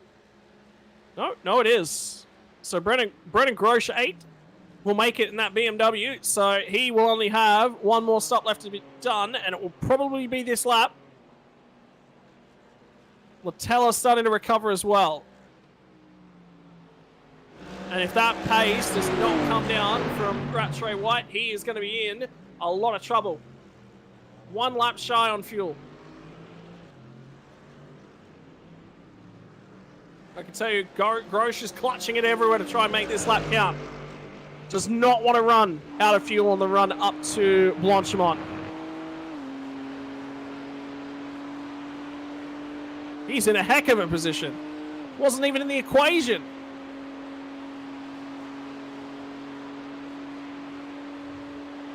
Into the pits at the end of lap 17. So he's saved an extra lap over Alfonso. And Alfonso has saved an extra lap over everyone else. So phenomenal job on fuel from Brennan Grosh. Tell you what, if I'm driving a business car and I need things moved, it might be Brennan Grosh I call. Save me some fuel bill. And Latella is going to continue another lap.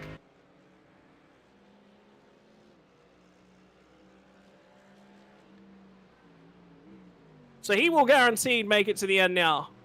Alfonso Latella might even be able to turn up the speed just a little bit. And that will be all thanks to that lovely, lovely draft he received for the bulk of that stint. I think it was Andrew Dutch. Ben Jeffrey. Might have been Ben Jeffrey. Oh man, Grosh might be out of fuel on the way down pit lane. There is no engine sound whatsoever out of that car. He's on the clutch. Got to be careful to not speed in pit lane with that clutch in. He makes it to the stall. That's the critical thing. Never want to run out of fuel coming down pit lane and then miss your stall. Drive slightly by, because you'll have no chance. You'll have to back the car up with no fuel. Not going to happen. And 10th position on track. Jepson and Foster. Jepson's just taken a fresh set of tyres, and Foster will let him go. Pushing the better part of Valor there. Brenna Grosh is on the run out of pit lane already. Might come out in front of Urquhart. Urquhart, he's going to come out level. Urquhart's just going through a Rouge Resilient, and that is him going by now.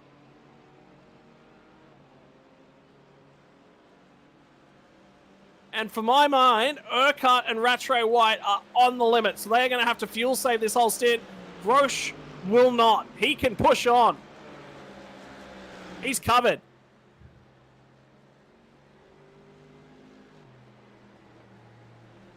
And Alfonso's still going. He's going to be in a phenomenal fuel position. There will be no saving required from Latella in this final stint. Final car yet to do his second stop, ladies and gentlemen. Couple cars out there to do one more stop. Oh, he's going again. Are you kidding? Did somebody hook up the battery at this thing at the last stop? Is this now a hybrid Mercedes? But this is 19. My word. 19 laps from Alfonso Latella. Spent more than 6 laps saving behind the other car. He spent that whole stint saving behind. Man, that draft has really worked itself out nicely, and Provençal has gotten past Dutch. Now he'll set sail. He's going to try and stay with Anthony Holm, who, after taking tyres, one of the only drivers to take tyres here tonight, he's got some work to do. 8.5 seconds to the next car on track, which is Brennan Grosh. And remember, Grosh will be pushing on. No fuel saving from him. And Grosh is all over the rear bumper now of Blake Urquhart. So that's going to be a battle as well. We'll have to keep our eyes on as it progresses.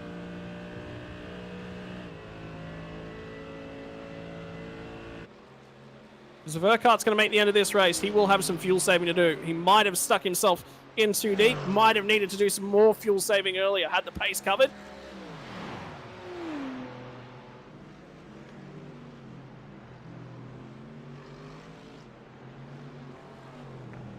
Dean Hunt's in the pot as well.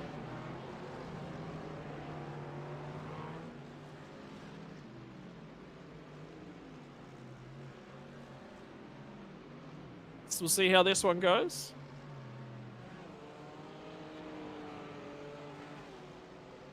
And Lance Charles will come into the lane. This will be his final stop.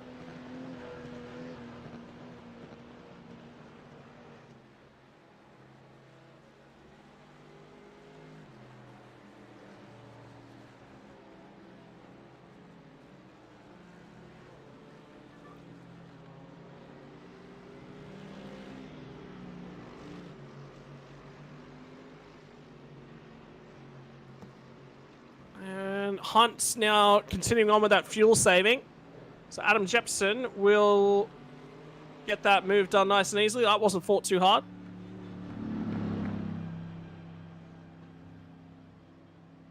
I can tell you that Brennan Grosh is closing in on Urquhart. Don't have a representative lap time since the last stop. Latella finally comes into the pit lane.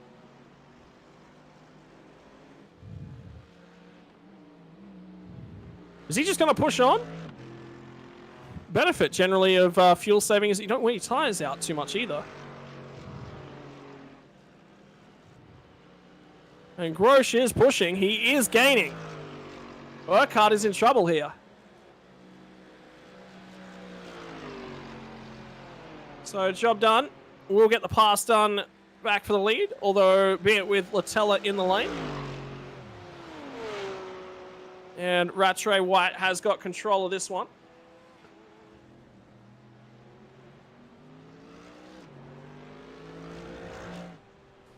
Finally stopped in the box, and Fava is around and going again. Where's this one happened? On the run into Pouon. Rear end of that Ferrari's continued to get away from... Oh, and he's clouded the inside barrier for his trouble from Fava here tonight. Not the race he would have been looking for. And Latella will finally roll off the lane. Holm is going to come past him, and Provençal is going to be right there as well. Provençal's fallen a fair way off of Holm. Holm is moving.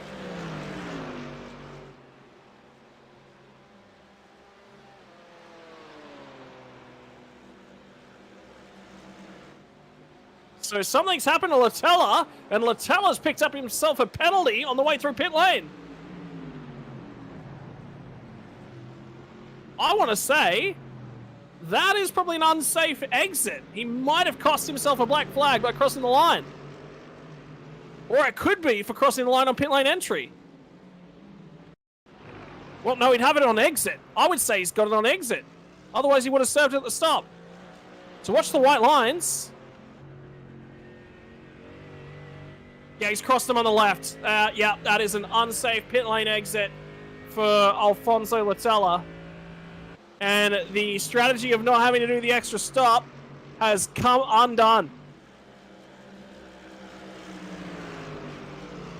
Pinned it all on the two-stop strategy. And a very successfully run two-stop strategy as well. Saved a lot more fuel than everybody else. Massive amounts of fuel compared to everybody else.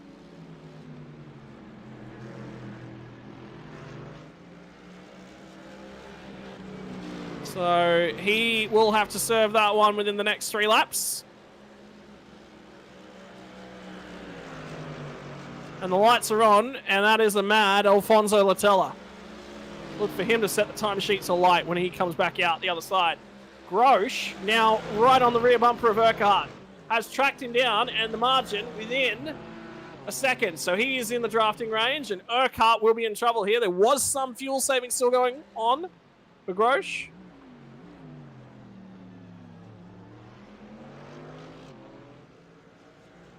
Half a second faster over the last couple laps. Urquhart in the 18s, the low 18s. And here comes Brandon Grosh. Can he climb his way into P2? Now, if Rattray White has to stop again, this is the battle for P1. Covering the inside the whole way down the straight. Urquhart. Grosh will just lift early, save a little bit of gas, and make sure he's covered. Worst thing that can happen at this stage is to have to come back down the lane for a splash. This will be the battle for the lead if Rattray White has to pit again.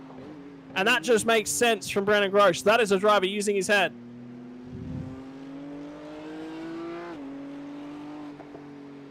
This battle will take itself all the way to the line. You can guarantee it.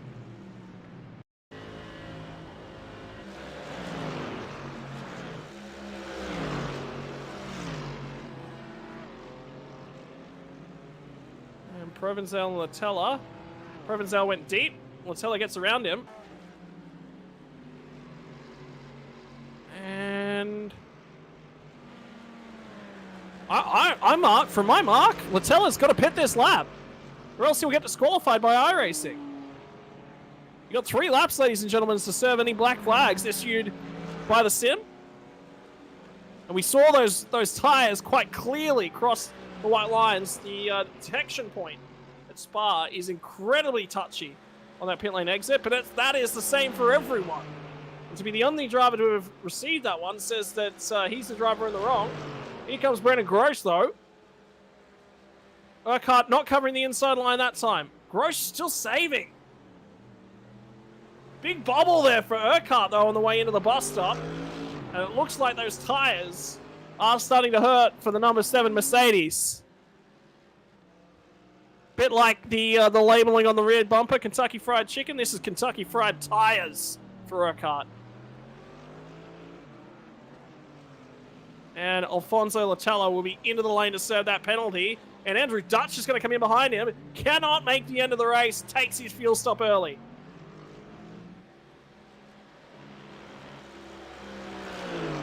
Is it just me, or is that margin between Urquhart and Rattray White started to come down? Is that Porsche suffering on tires? Urquhart's going to go to the outside this time. Grosh will get down the inside. You'll have the preferred line. And Urquhart goes deep trying to pull that car up and hang on to the spot. But this will evolve into the inside line for Grosh at Malmedy. But the momentum around the outside from Urquhart hangs on to it another lap. And Anthony Holm will be licking his lips. He'll see this happening and say, hang on, boys, I'll be with you in a moment.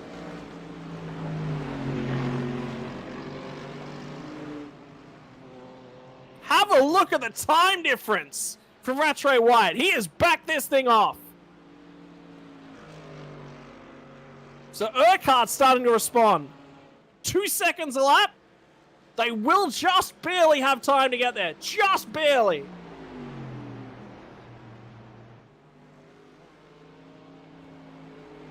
But if Grosh is going to get there, he's going to get clear now and set sail. Got to build the run. Set it all up. How's the saving from Rattray White as he crosses the start-finish line once more? So the finish line. Start line's down the hill. Might have turned the fuel mix down only. May not necessarily hear it from Rattray White.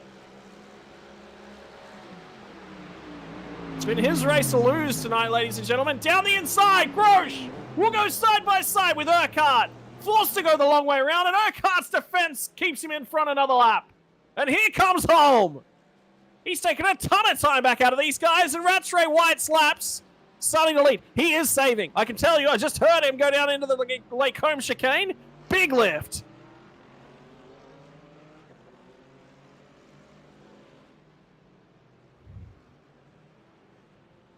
Dean Hunt and Adam Jepson are together on track as well. So there's multiple battles starting to form up. And here it comes. Does he just send it? When does he go?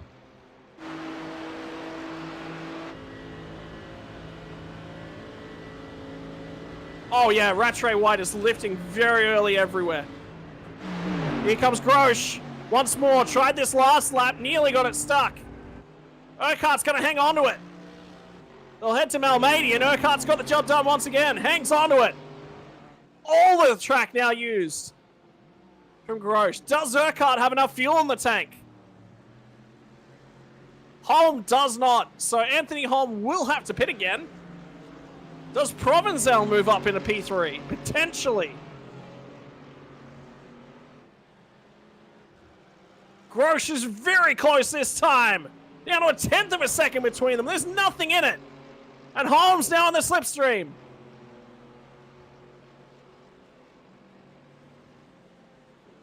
What was fading out to a nice easy run to the flag has suddenly come alive. And both of these drivers now struggling on tires. Holm has taken tires. He's got fresh rubber underneath him. Does that play a factor?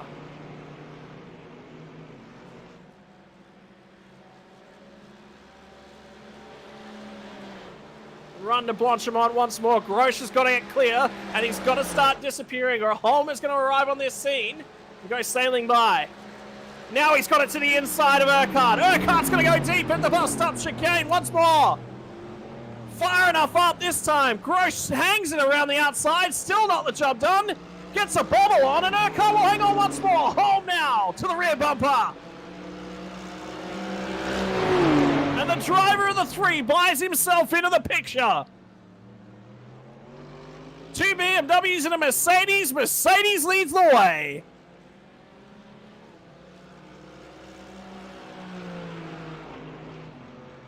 I can tell you the lap times from Rattray White have been in the 2:19s consistently now as he tries to fuel save his way to the line. Best lap of the race, a 2:15.7. Lap 38 at 2:20.1, a 2:19.7 on 39, 2:18.4, 2:19.2. Here comes the move. Grosh going to go back to the inside. He's tried this a few times already. A little bit further along. Urquhart makes the mistake and they both go through. Urquhart loses 2 for 1. And Holm will now attack the rear bumper. Does Grosh know that this is not a battle he needs to fight? And the replay will tell us all we need to know.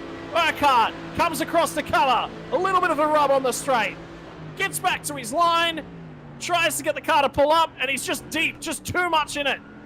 Had to lift out. And look at the opportunistic move there from Holm. And now Grosh starting to set sail. Good luck hanging onto that rear bumper if you're Anthony Holm. And Urquhart struggling to stay with them. His only target, make the end of the race. And have a look at the margin. Brendan Grosh starting to pull chunks out of Rattray White everywhere.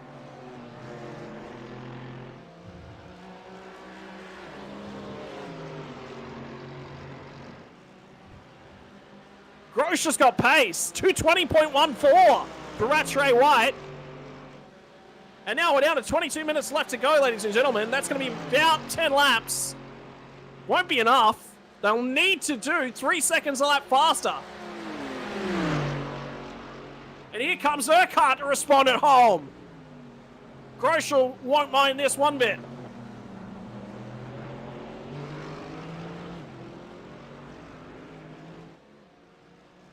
What's the time from Grosh? 2:17.0, 3 seconds. That's enough. He's going to get there at this rate. Has Rattray White gone out too hard, too fast?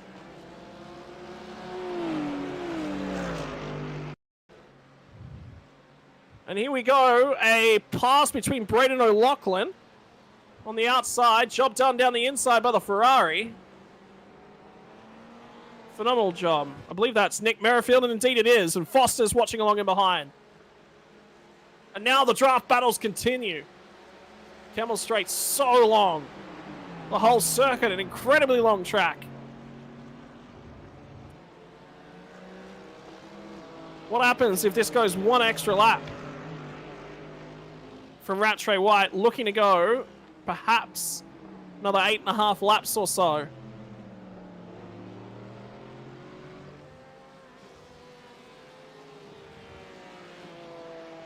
Oh, he is saving like you would not believe. We have got to go on board with this car towards the end of Blanchimont.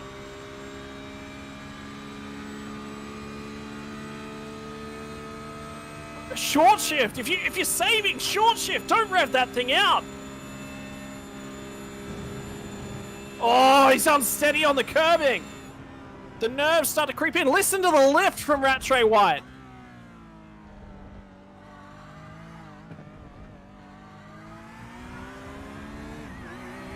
What's the time going to be? 2:19.4. Starts to recover. 0.7 of a second picked up that time. Listen to the lift.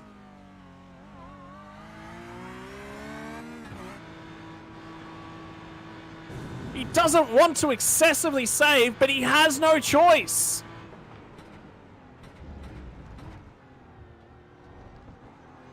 One lap out of the last stint that he saves a little bit longer. And he's right in the right spot. Why wasn't he saving earlier? There were a couple of quick laps after he came out of the pits. That's what's going to cost him.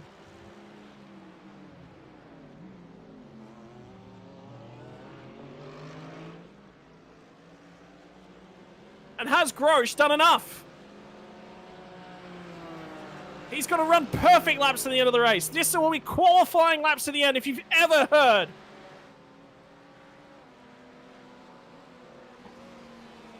O'Loughlin and Foster tied into an amazing battle.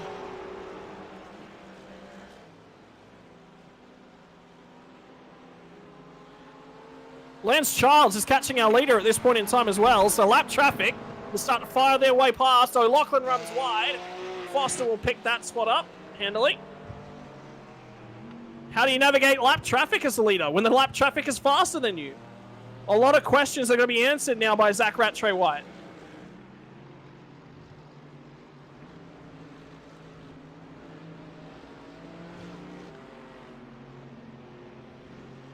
And here comes Holm. Holm's starting to respond as well.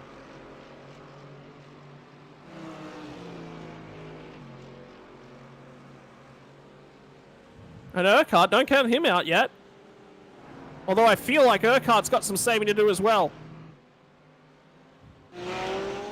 Braden O'Loughlin straight into the lane. So this is just a regulation pit stop. I feel like he had to stop again. Out deep at the chicane. We'll get it stopped into the lane. And with 17 minutes on the clock, Does Rattray White have enough fuel? Back into the 218.4s. He's recovering. So he must have saved enough now. Or he's not going to make it.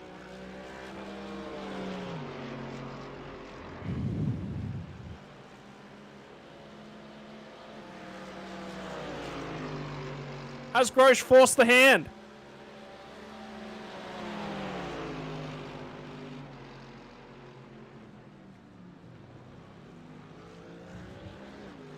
We've got to look at what lap these guys last pit on. Remember, about 18 laps is the fuel tank maximum. 17 laps is what most people are going to get. What lap did they pit? To get home, you're going to need to get about 51, 52 laps. So anyone that's 17 laps through the home, so Brennan Grosh is good. Big tick next to him. Rattray White will need 18 laps from this tank of fuel. Will need 18 laps to get home.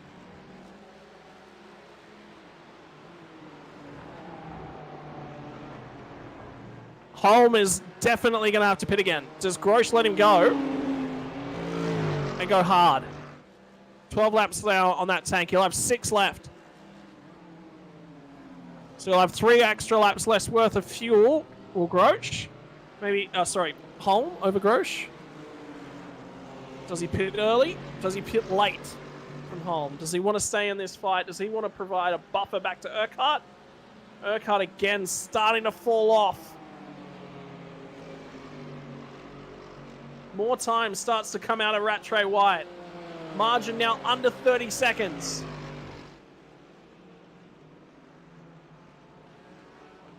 And you know, the fact that Urquhart fought that for so long might save Rattray White here.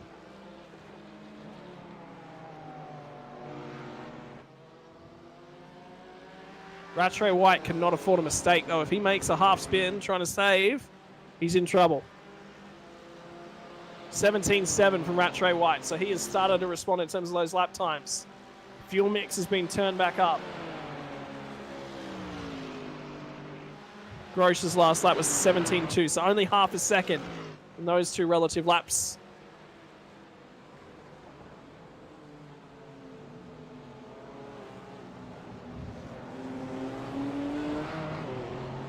And down the field, Foster and Merrifield are quite close to each other. Dutch is 3 seconds back from Barwick. Dean Hunt, Adam Jepson will fight it out to the line. Ben Jeffrey is within about 2.5 seconds as well of Ricky Provenzel. Of course, this epic battle for P2. When do you blink if you're Anthony Holm? He's got to go to the pit lane. Just about everyone at this stage is saving in some form. If we get 52 laps, will Rattray White have enough? If we go to 51 laps, he'll be okay. But it's that 52nd lap that I think he's worried about. How are the tyres for a bunch of our drivers? Hallinan says, yep, I can't make it. And he's going to pit early. 15 minutes to go. Holm has got by Grosh. Can Holm use those tyres to pull Grosh along? And they've both shaken off Blake Urquhart now.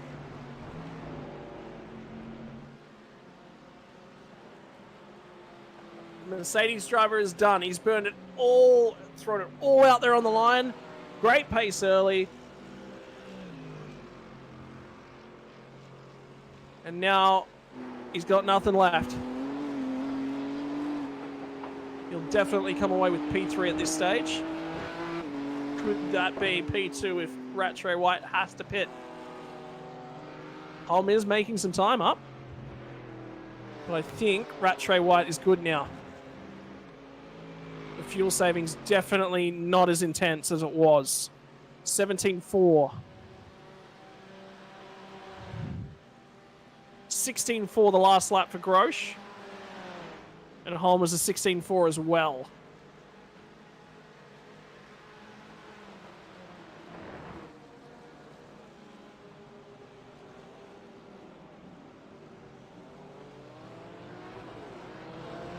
So many drivers up and down the field in the pot.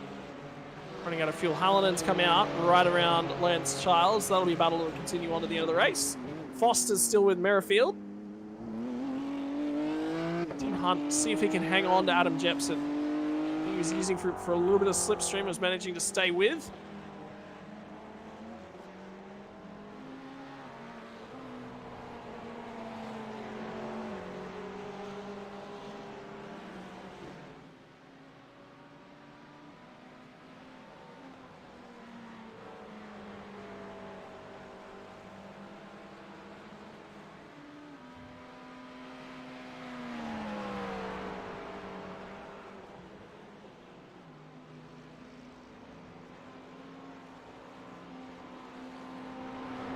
So the battle for best of the alternative manufacturers. The unloved children of the GT3 field. Adam Jepson as pit said he can't make the end. Has Foster got the pace? At this stage, Merrifield is struggling with internet issues. That's a hardware issue, I believe, for our broadcaster at this point in time. Stabilizers? I think we're good.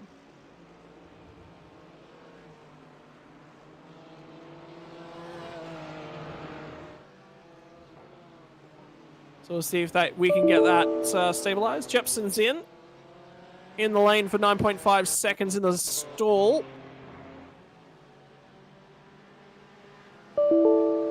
We'll get back out. Where's he come out? P11.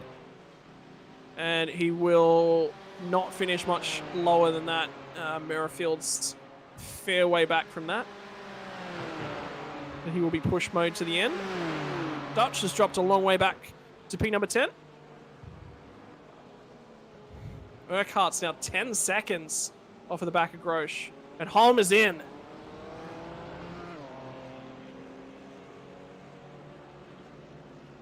Grosh not making enough ground. And we're running out of time. 10 minutes left. Maximum of 5 laps.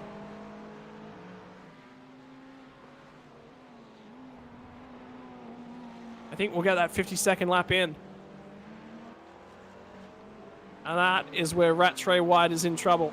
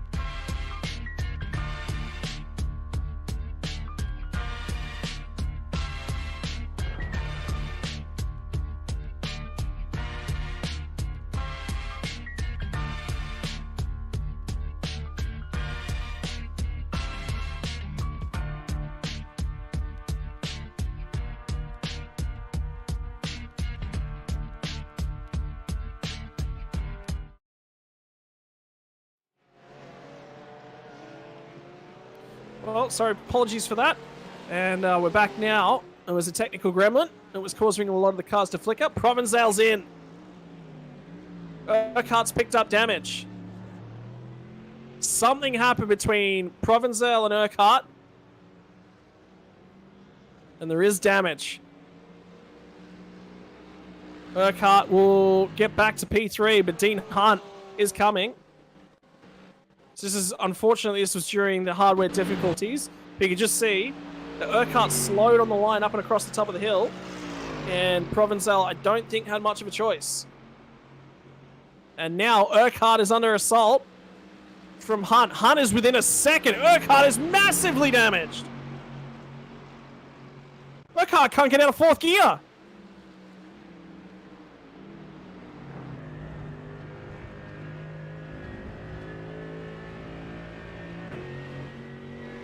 He's got no grunt. What's going on there from Urquhart?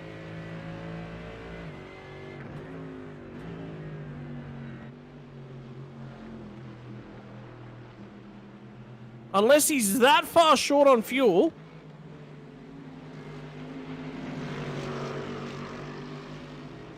No, there was a slowdown. That's what it was. There was a slowdown penalty. So he would have cut Eau Rouge Radillon chicane. And now he's pressing on because he couldn't get out of fourth gear on the straight.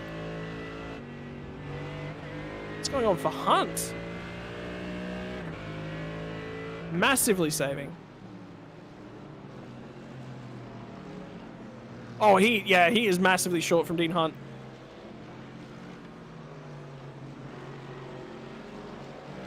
Which is why he's slowing massively. So this is between Provençale and Urquhart. Was deemed a racing incident, which was the one we saw through the flickering. But he lifted going on through a Rouge Radillon. It's just, that's not a normal behavior. So there's something going on for Blake Urquhart. And Dean Hunt is about to get caught and passed by Anthony Holm. Indeed, Holmes straight down the inside, and Hunt's around! He's done that on his own. He's committing to the save strategy.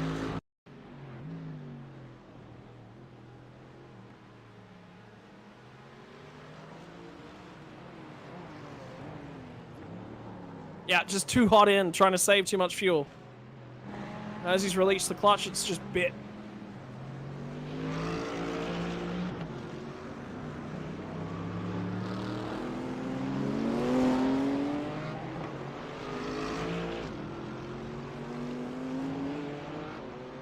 Greg Barwick, another car, not able to make it. 4 minutes on the clock.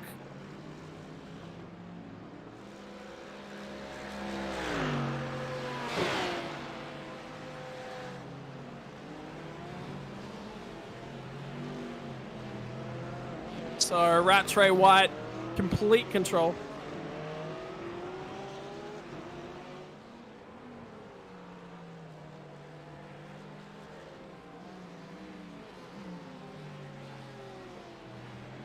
And we'll see if he's got the fuel to make the distance. He doesn't seem to be saving.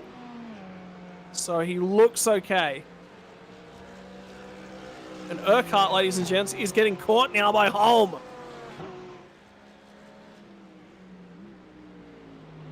So Holm has pinned the ears back. He is going for it.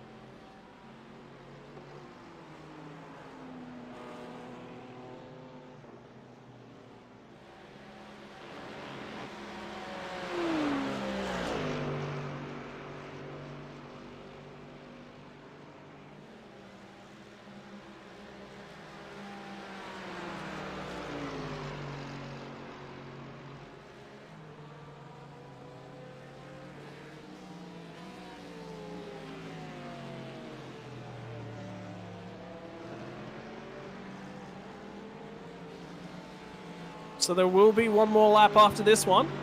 Does he have enough fuel?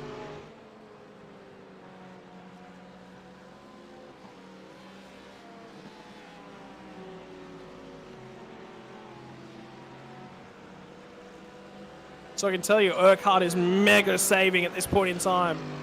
He may not make it back. He's in dire straits. And Holm is coming.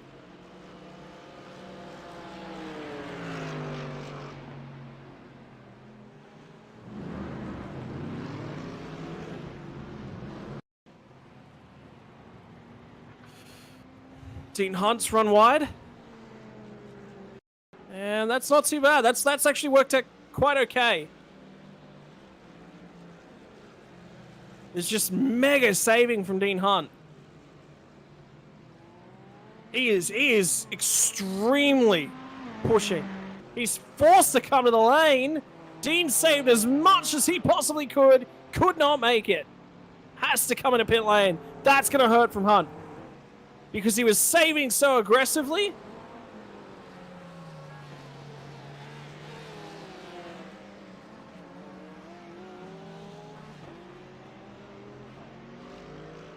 And Zach Rattray White will come across the start-finish line. Has received the white flag. And there is no lift-in for Rattray White. He is comfortable in terms of fuel.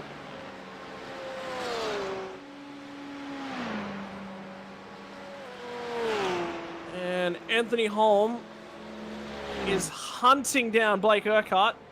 Times from Urquhart was at 18.5 last time by. I can hear him. He is fighting his tires. He is out of tire on that car as well as desperately saving fuel.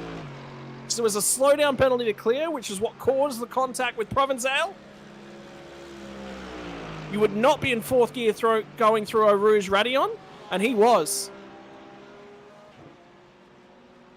So I would even say that Provençal's got cause for a post-race review on that one. So whether I would hold that place of Urquhart's under a question mark cloud at this point in time. Holm may get back to P3 even without it.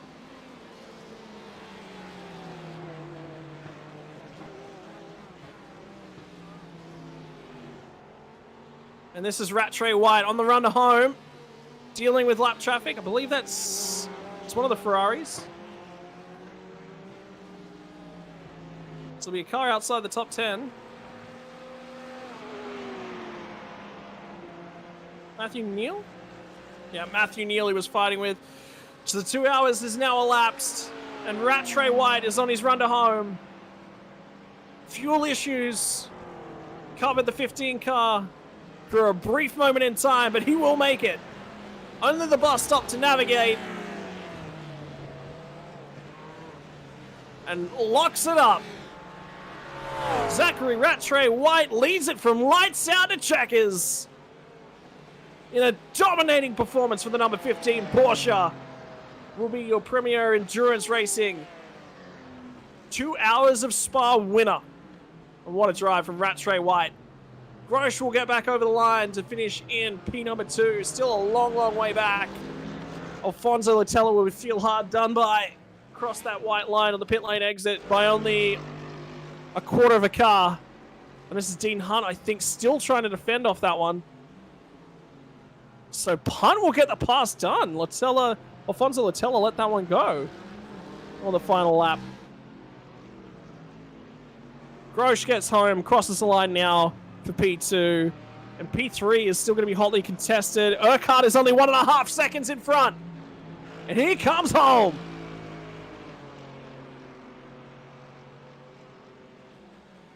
Has Urquhart got the fuel he needs? Is he going to coffin spotter over this line?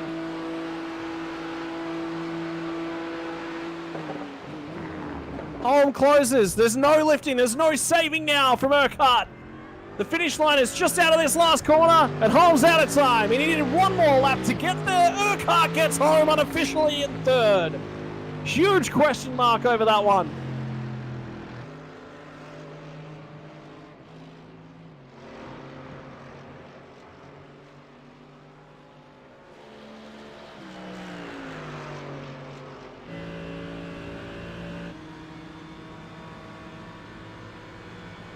And final cars to cross the start-finish line coming your way now. 2, 3, 4, 5, 6, 7 cars to go. Make that 6. Made that 5, made that 4. The final battle on track. Jepson will not get back. Andrew Dutch will get that job done, and Mark Foster will be the last car to cross the line. McLaren in the background. He gets home. And that is Premier Endurance League's 2 hours of Spa.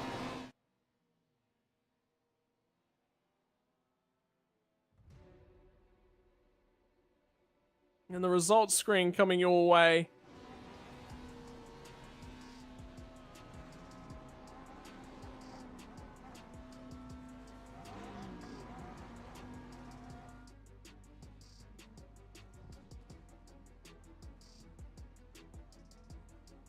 Well, that's the results on screen, ladies and gentlemen.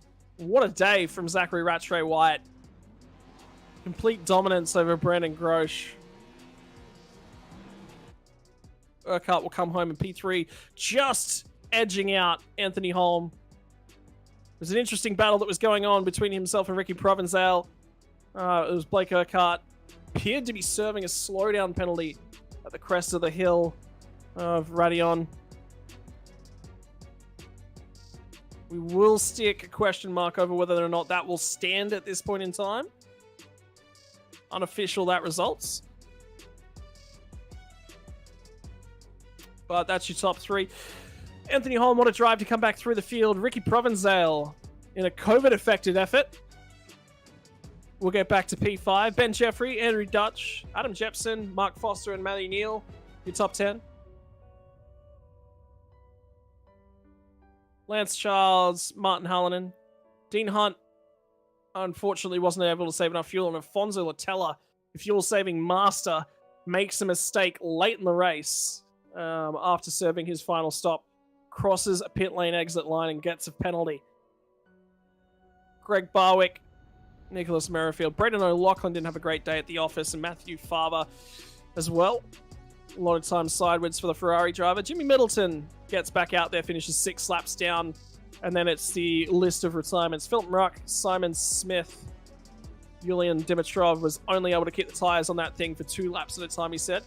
Jonathan Sinton, Owen Coleman pulled out quite early on, got back out there for a couple laps, finishes ahead of Luke Hay, Nigel Seidel, and our first retirement of the night was Hristo Chitikov, unable to maintain a solid internet connection to the server, unfortunately.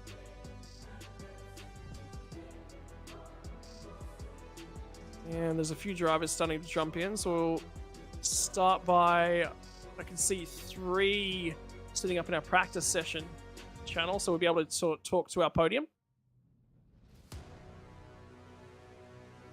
And we'll start with the winner of tonight's race, Zach Rattray White. It looked like it was easy going there, Zach, for a fair while, and then all of a sudden, we saw the oh no moment as you realized it was going to run a few extra laps than I think you'd planned for in terms of fuel. Oh yeah, man, it was really close in the end. Like, really close. Yeah. But I still had enough fuel for a burnout, so that was good. Mate, if you haven't got enough fuel for a burnout, you haven't won the race by enough. Exactly. I think you got a little bit help. There was a massive battle that was sort of going on behind you between Urquhart, Brandon Groke, and Anthony Holm there for a while. That held those guys up. And your fuel saving is still extending the margins, man. It was save. It was literally lift and coast everywhere for, what was it, 5 laps? Oh, probably more. Yeah, I was trying to save as much as I can. Every drop counted, as far as I'm concerned. And yeah, I was just watching the relative and watching how far they were, and yeah, they kept dropping back. I was thinking, this is great. This is working great for me. Was it a heart and mouth moment when you come out of the pits? And because you sort of maintained pace with that higher tank of fuel early on in that third stint, and then went, oh, hang on. You know, at what stage was it lap 3 that you sort of realized, or was there half an idea after that last stop that, hey, maybe we've got a little bit more to save here? I started to realize during the second stint, actually. I could kind of figure out how many laps each stint was, and was starting to do math in my head, and I was realizing, oh, that's not good. Need a save, and yeah, just made it. And finally, in terms of the tyre strategy, how was the rubber on the front and rear of the Porsche at the end of 2 hours there? It was surprisingly good. Like, I thought that 3 stints on a Porsche would be pretty difficult, but it actually worked out really well. I don't know if you saw my last lap, I was up by a lot, and then I got held up. So yeah, rubber was really good.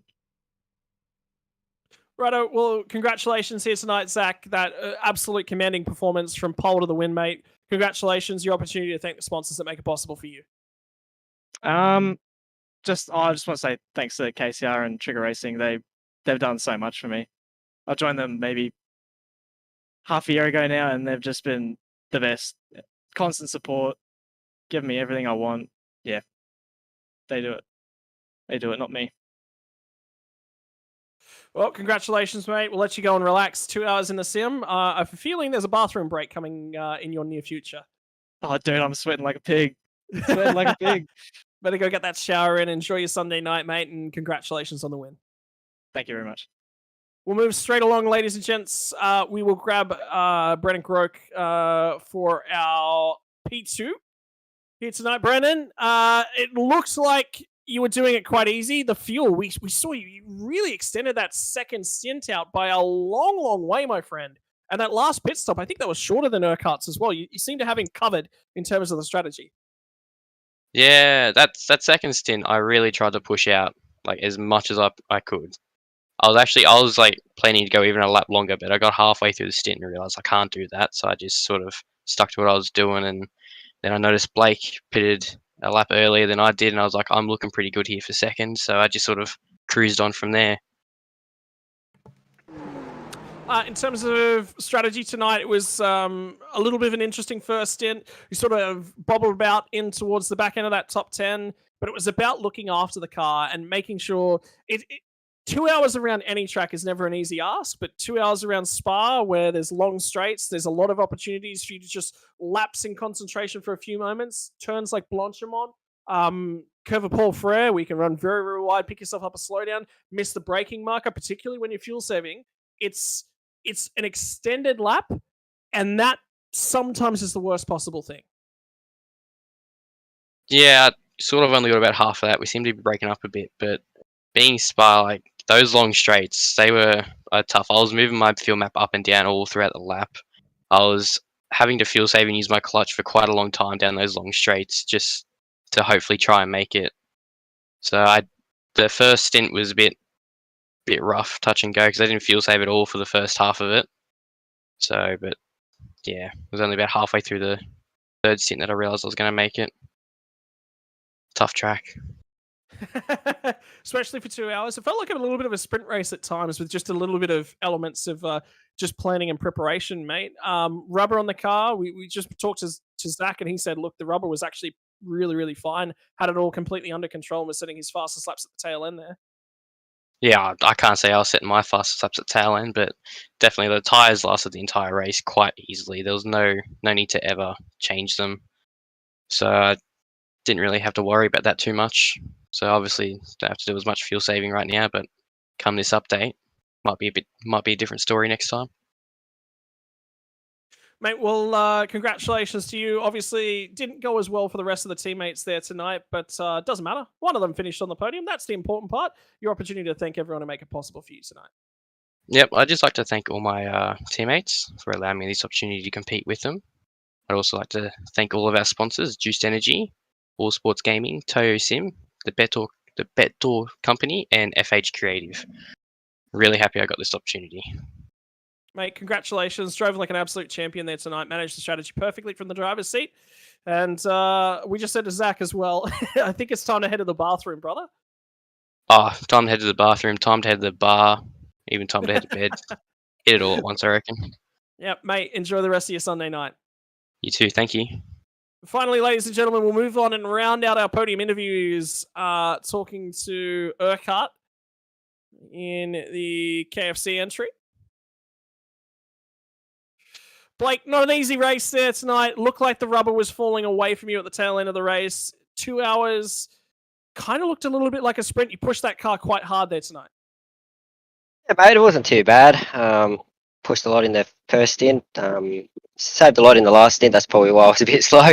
But nah, had a great battle with Bradley, if it was Brendan, whatever. Yeah, had a good battle out with him. After that, I just had the fuel save. I had nothing for him, so I didn't feel safe. I had to feel safe for about 3-4 laps. So if I didn't do that, I would have been pitting in. So, other than that, it was actually a good drive at the end of the day. 2 hours. So A little bit of a controversial moment happening in towards the latter stages of that one. Was that a slowdown penalty we saw you serving at the crest of Radion? when I got hit up the bum, is that the one? Yep, that's Nah, I was fuel saving for about 4 or 5 laps with that one. So it was a bit slow going up there, and just got waggled up the bum. But other than that, it is what it is. Anthony Holm was coming at you quite quickly there at the tail end of things. Any sort of fears? There was obviously one more lap. You were probably in a large amount of trouble because he had fresh rubber there as well. To be honest with you, I reckon if I gave it one more corner, I would have been done. I wouldn't say a lap. I would say one more corner, I would have been done. But no, good drive by him to try and get me again. But yeah, great drive by the boys, and thanks for the guys who put it on. Mate, who's the sponsors that make it possible for you and the team there as well? I wouldn't know any of our sponsors, but I would like to say cheers to Century Motorsports, all my teammates for helping us out during the year and all that. So. Well, congratulations, Blake. And that rounds out our podium celebrations here tonight from Premier Endurance League. 2 hours of Spa. It was hectic. It was controlled in the end by Zach Rattray White. Had the pace to really control the field from lights out till the end. For the rest of it, it was a little bit of an awkward going. Drivers having to dodge cars, drivers having to look after themselves and look a little bit left and right. Unfortunately, the list of retirements finishes everything off with 9 drivers no longer competing by the tail end of the race. But that is it, ladies and gentlemen. We hope that you've enjoyed all the coverage from the Belgian circuit of choice here tonight. 2 hours of Spa from Premier Endurance League. If you want to keep up to date, don't forget to follow everything over on the socials from 24/7 Sim Services. As well as if you want to get up to date with Premier Endurance League, absolutely look out for us. Join the Discord. Keep your eyes out. The league over on iRacing as well will hold all of the information for you. Premier Endurance League is how you get up to date with that. And that is it, ladies and gents. We hope you've enjoyed everything here on your Sunday evening. We'll look out for you in the near future. Bye for now, not forever. We'll see you next time on Premier Endurance League.